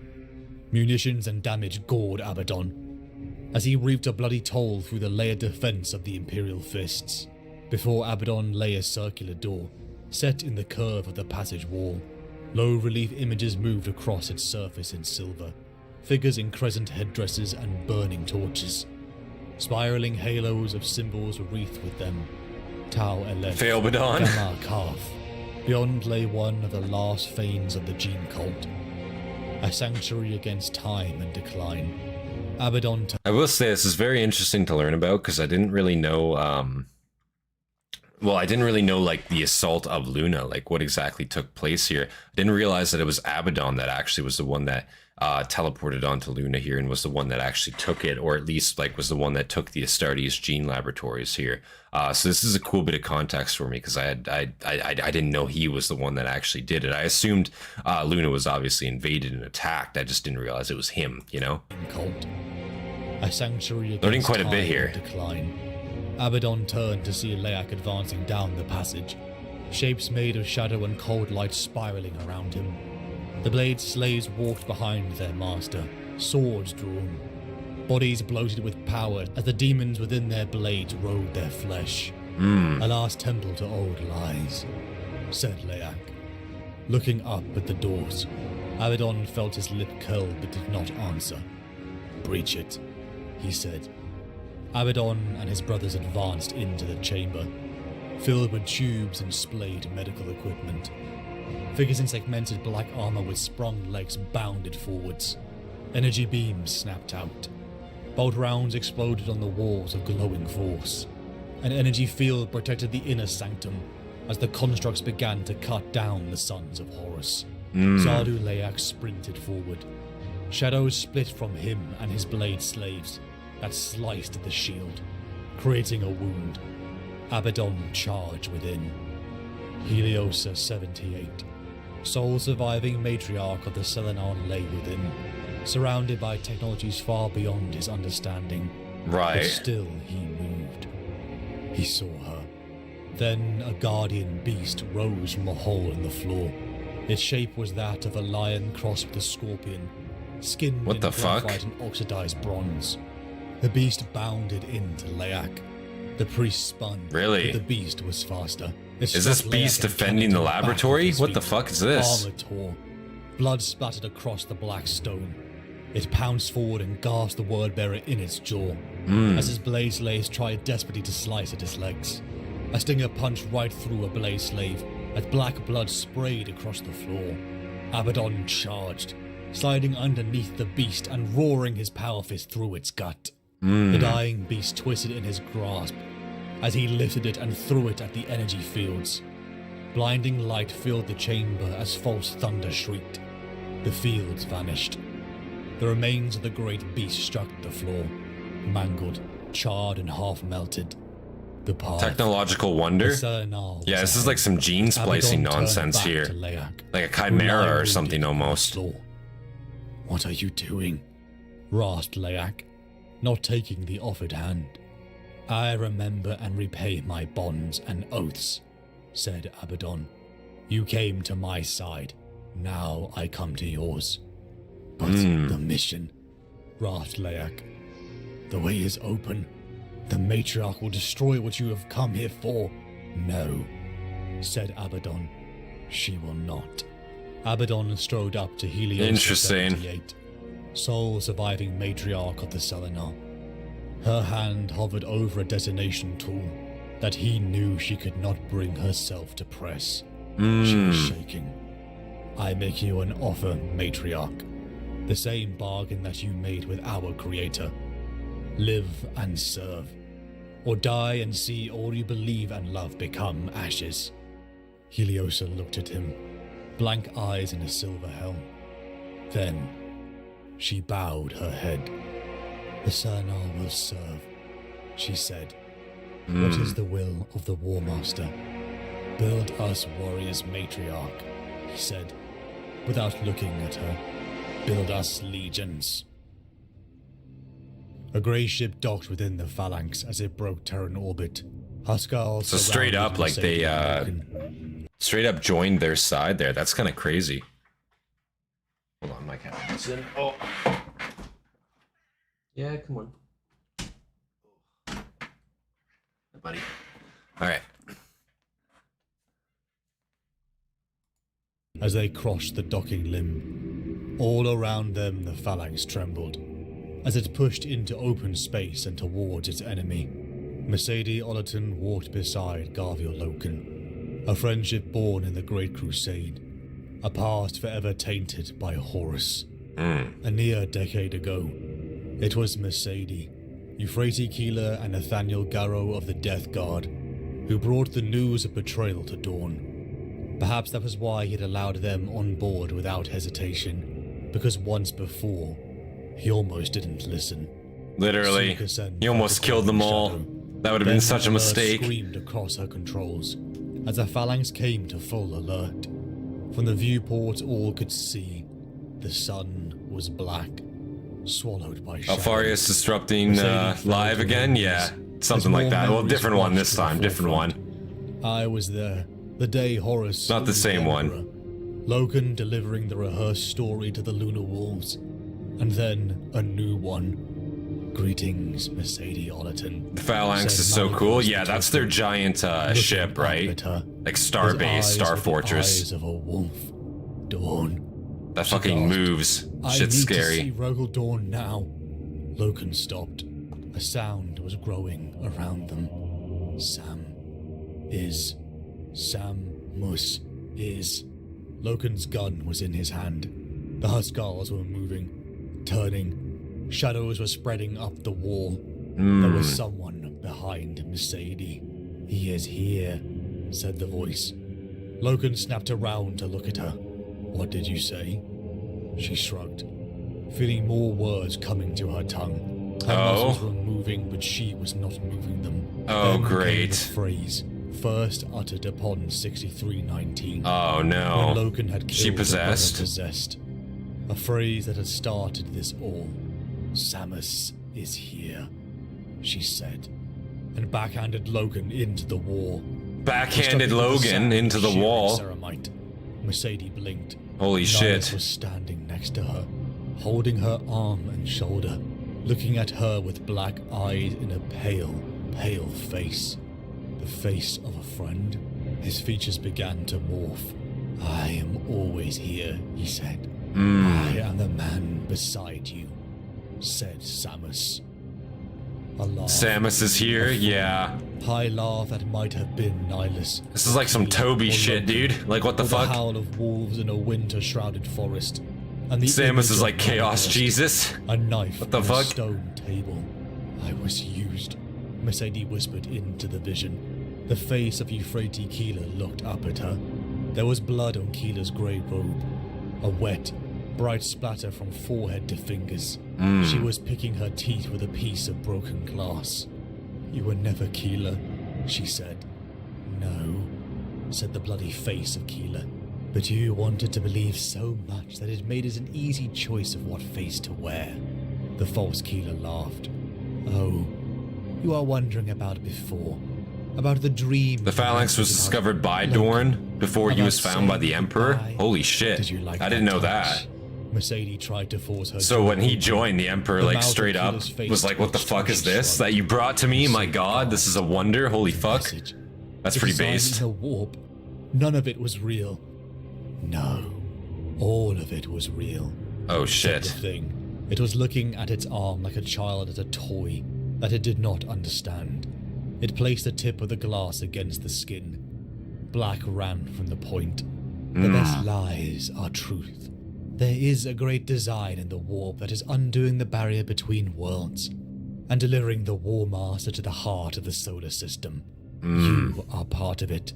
A small part, but a part. Dawn could see the edges of it, and he is disposed to trust messengers, especially messengers he had trusted before. It looked Interesting. up at her. Its eyes were red. So she's like a blood-red time bomb, basically. Especially you. She's a plant. Visions. The prison escaped with Nihilus, the shadow creature she shot. Only time Samus is an actual All threat. a lie to bring Samus here. Shadows flowed through the phalanx. The darkness gathered at the edge of flame light, billowed out and up, spreading across walls, swallowing shape, dissolving brightness. The shadows roared as they spread, and their voices were the sound of wind blowing through the teeth of skulls. The end and the death. We are here. We are beside you. Death is beside you. The end is here. Samus is here. Samus is the man beside you. The boiling tide of shadows coalesced into the shape of demons. Samus is the man beside you. Charged. Sukasen drew her pistol and fired. The rising tide was rippling towards them. Rogel Dawn sprinted forward, Holy gripping shit. a shadowed wolf in his fist and smashing its skull into smoke and bone. He gripped the door with each arm and pulled. The screams of malfunctioning servitors repeated. Samus is here. Samus is the man beside you. The doors. That would make me fucking lose my mind. If a bunch of stupid ass servitors just started screeching that at max volume, dude. I'd lose my mind. To the silent vault, said Dawn. Unshackle my forgotten sons. They joined the battle by my will. Arcamus paused and looked at Dawn. And you, my lord. We need to reach the bridge. Biggie essentially went, wow, Dorn, that's a big ship. You bring it as a gift, but I'll let you keep it and run it as part of my giant army from here. Yeah. Like, that is pretty, a pretty great addition. Like, what an asset to bring. No other Primarch brought something like that. Sword in hand.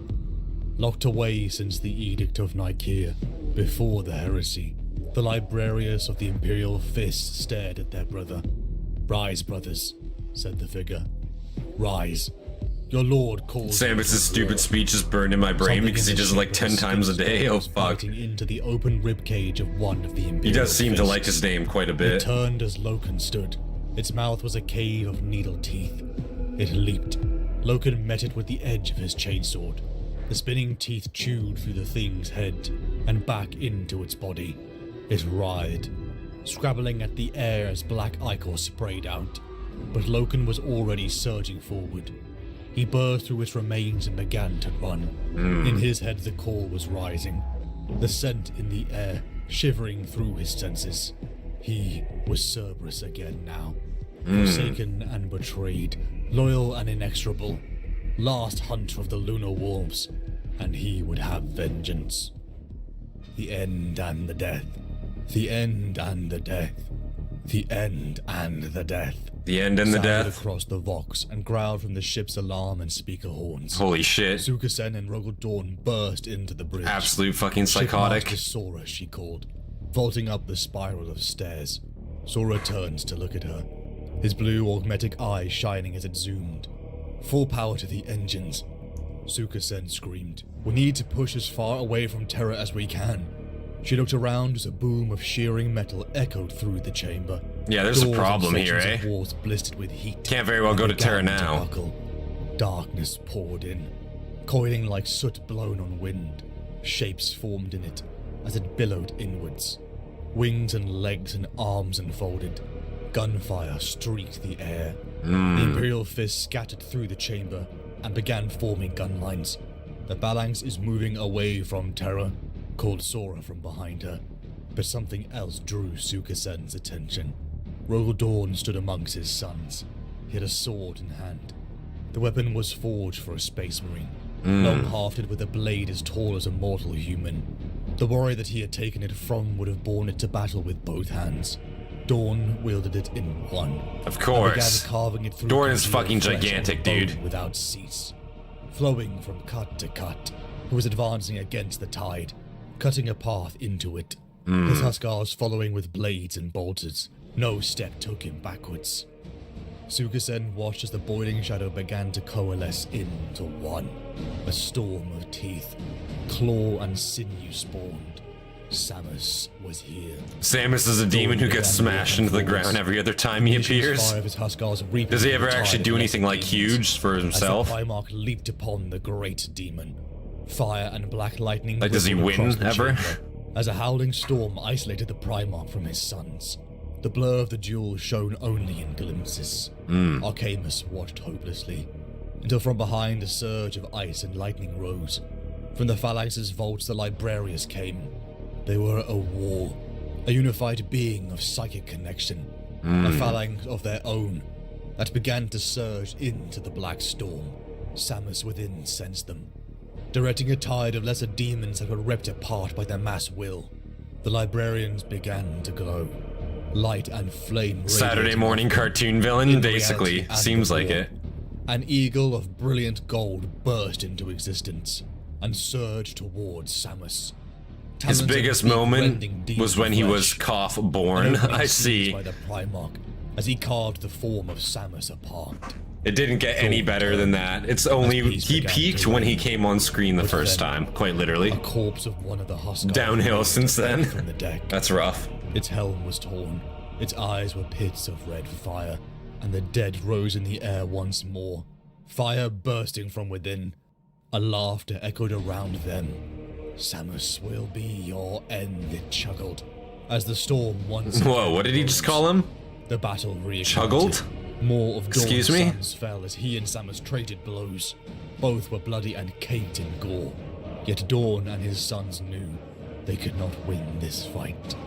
Now you see, said the voice behind Mercedes.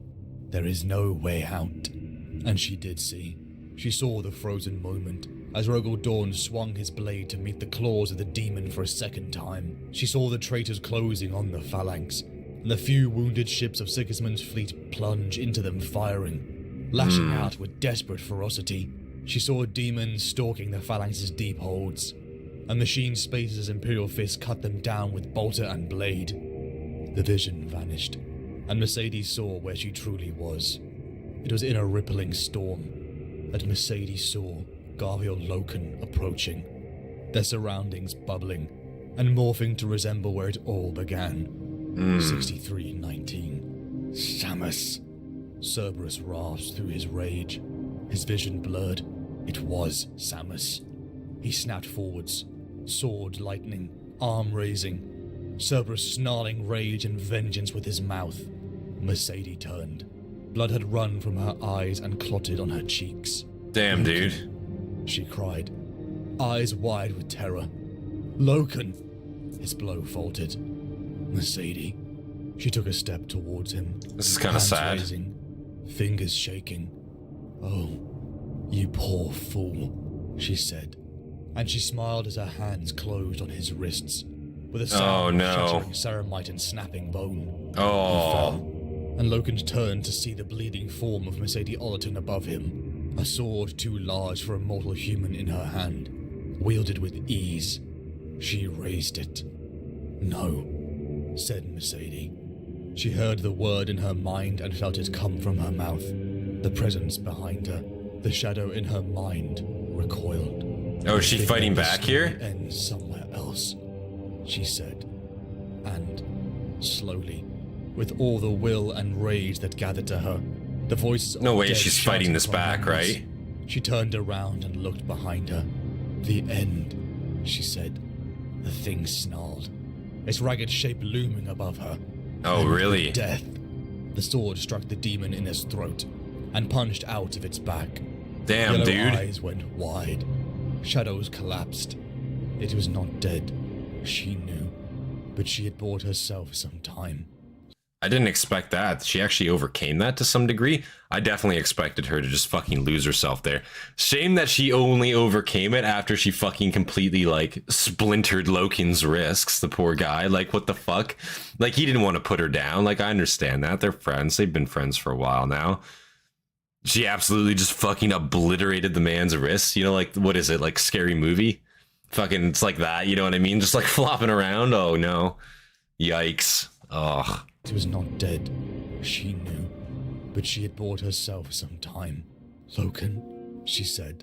I still can't believe this demon didn't do anything. What an absolute letdown. He was already halfway Holy to his shit. feet. Fresh blood scattered from tears in his armor. Yeah, friends, quote unquote. Yeah, She said. yeah. She could feel a burning presence Course. building in the distance of her thoughts. It's me. The demon. It is not here now, but it will be coming back. And this needs to be over before it does. She saw the recognition in his eyes. I am sorry, she said, before he could speak.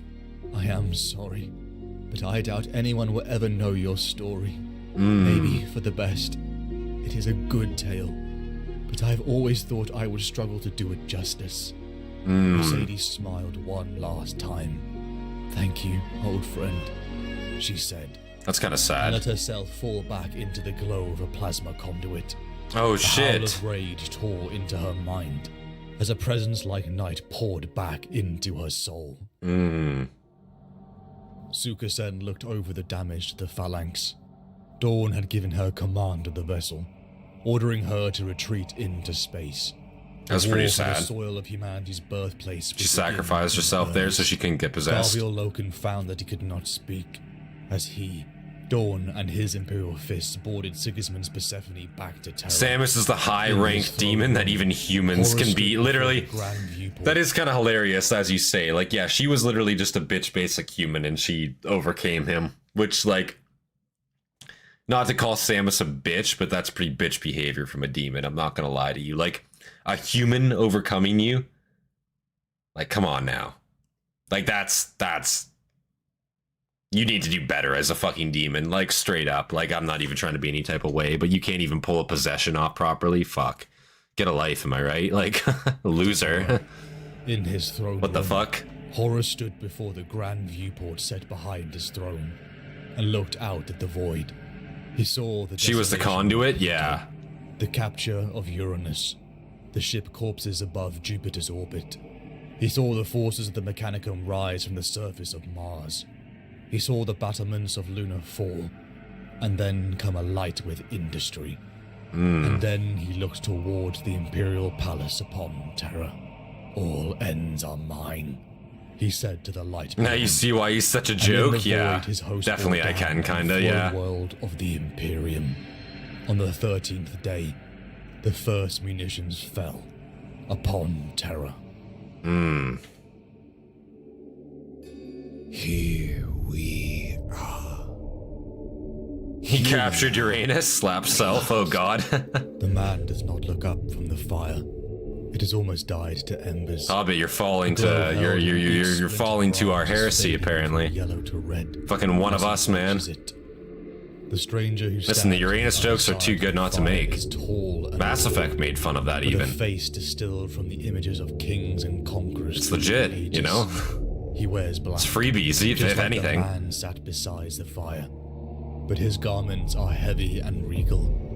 Where the seated man's cloak and clothes are ragged and worn, the pelt across the standing man's shoulders is thick, and the head of a beast hangs over his shoulder. Rings. Really, Commander? Exactly. Probing Uranus. Literally. Catching the dim light. Love that shit. Amethyst, ruby, emerald, sapphire. Will you not talk now, Father? Will you not tell me the truth? Says Horus. He squats down, eye catching the ember glow just as the rings on his fingers do. I am here. I am here alone. The man beside the fire raises his head slowly. He looks old, his skin lined and folded with time, his hair white, but his eyes are black from edge to edge, like the holes left for eyes in the bronze statues of dead ages. You are never alone now, he says, and turns his gaze to the shadows in the trees. I see you, he says to the dark. For an instant the fire flares bright, sparks fountain up, and the light is not dim but building. Brilliance pours into the space between the bare trunks and branches. Things of feather and fur and scale and bone shrink and snarl, but they do not retreat. The shadows flow back to press close around the ember glow. Hypocrisy and hubris, Father. I don't know why it never struck me before it was revealed to me. You are a despot, no better than those whom you cast down to make your realm. A king with a false crown, who built his throne on lies and slaughter and maintains it by force. Then what the fuck are you, Horus? Golden boy over here. To justify any deed. All are just the painted skin on a rotting skull. I know, Father. I have seen. The man beside the Not a great idea to probe Uranus. It's pretty gassy, true. Facts. Illumination. That is what you used to call our God. The truth, Horus? Okay, Dorn is better in bed than you. That's why I brought him back to Terra. Holy shit. I've seen it, Father. I Naturally am voice over RP illuminated. as Horus? Yeah. All is revealed. Yeah, I checked to it out my right at the sight, start of the and there video. is no veil between 'Cause I heard it and me I was like, and damn. the flame of truth. Horus shifts, and for a second he does not seem a man, but a shadow of something vast and hunched, and furred caught in the light of a blaze, much brighter than the fading embers before them. You still have some strength. Says Horus, and raises his ringed hand. Slowly, he reaches down into the fire and grips a glowing shard of wood.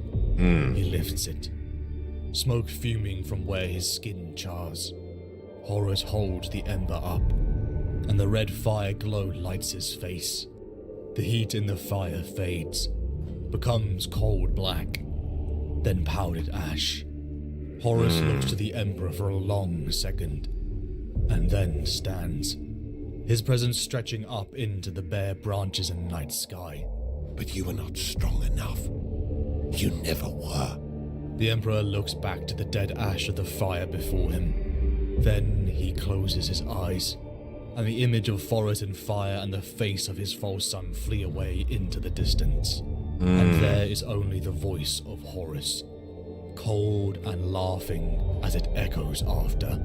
Run. Run, Father, and know that I am coming. Run!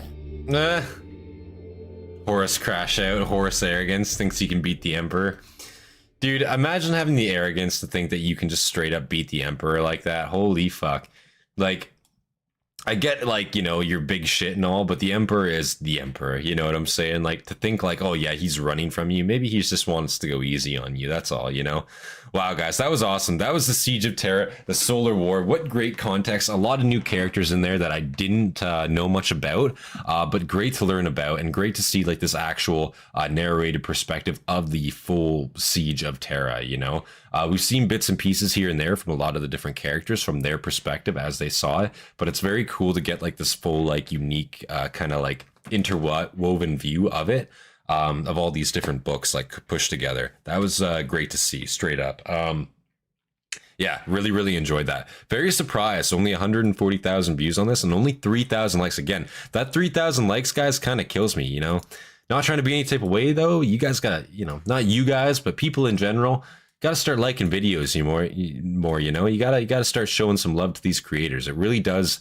You know, people don't understand just how much the like button fucking helps out videos. You know, if you guys enjoyed this, make sure I got a link in the description to the Amber King's video. Of course, go down there, click that link, and give a like on this video for sure. Give him some love. He definitely deserves it there. That was fantastic, guys. Straight up fantastic. Part 2 next week. Part 2 will be put on the poll next week. If you guys want to see that, absolutely vote for it. We're going to have Talos up there, of course, as well. I don't know if there is an Aramen video. I'll look it up. If there is, we'll throw that up there as well. Yeah, no, that was an awesome video, guys. Thank you guys for tuning in. I really appreciate that. Yeah, big thank you to all of our members, of course, all of our Hastati, our Principe, Dagenhart, of course, our Prefect, Fear, and Hobbit. Appreciate you guys. You guys inspire me to make more content for you guys every single day. Yeah. To be fair, at this point, Horus is stronger than the Emperor. Maybe, I guess. I mean, it's hard to say because, you know, obviously he doesn't win. So who knows, right? Who knows? Save breaking it up. We'll see. Even if push comes to shove, we might even do it Friday again. We'll see if that's what our prefects want. If our prefects want it on Friday, you know. We'll see about making that a thing. I could definitely put that as an option for your prefect poll there for sure. Yeah. Also, I recommend Baldemore's Dorn trilogy videos for my prefect stuff for sure. I'll tell you what. The way we'll do it. The way we'll probably end up doing it is now that there's more than one prefect. You guys give me a creator. You guys have my Discord, obviously. Fear, you got my Discord if you're here. Hobbit, you got my Discord if you're here. Send me a creator you want to see on the channel. I will post those kind of on like a poll. If you guys vote on opposing things, that's fine, and then I'll break the tie. You know what I'm saying? And then we'll kind of go back and forth for now that there's two of you kind of thing. You know, we'll see what's up with that. You know, we'll make it fair for you guys.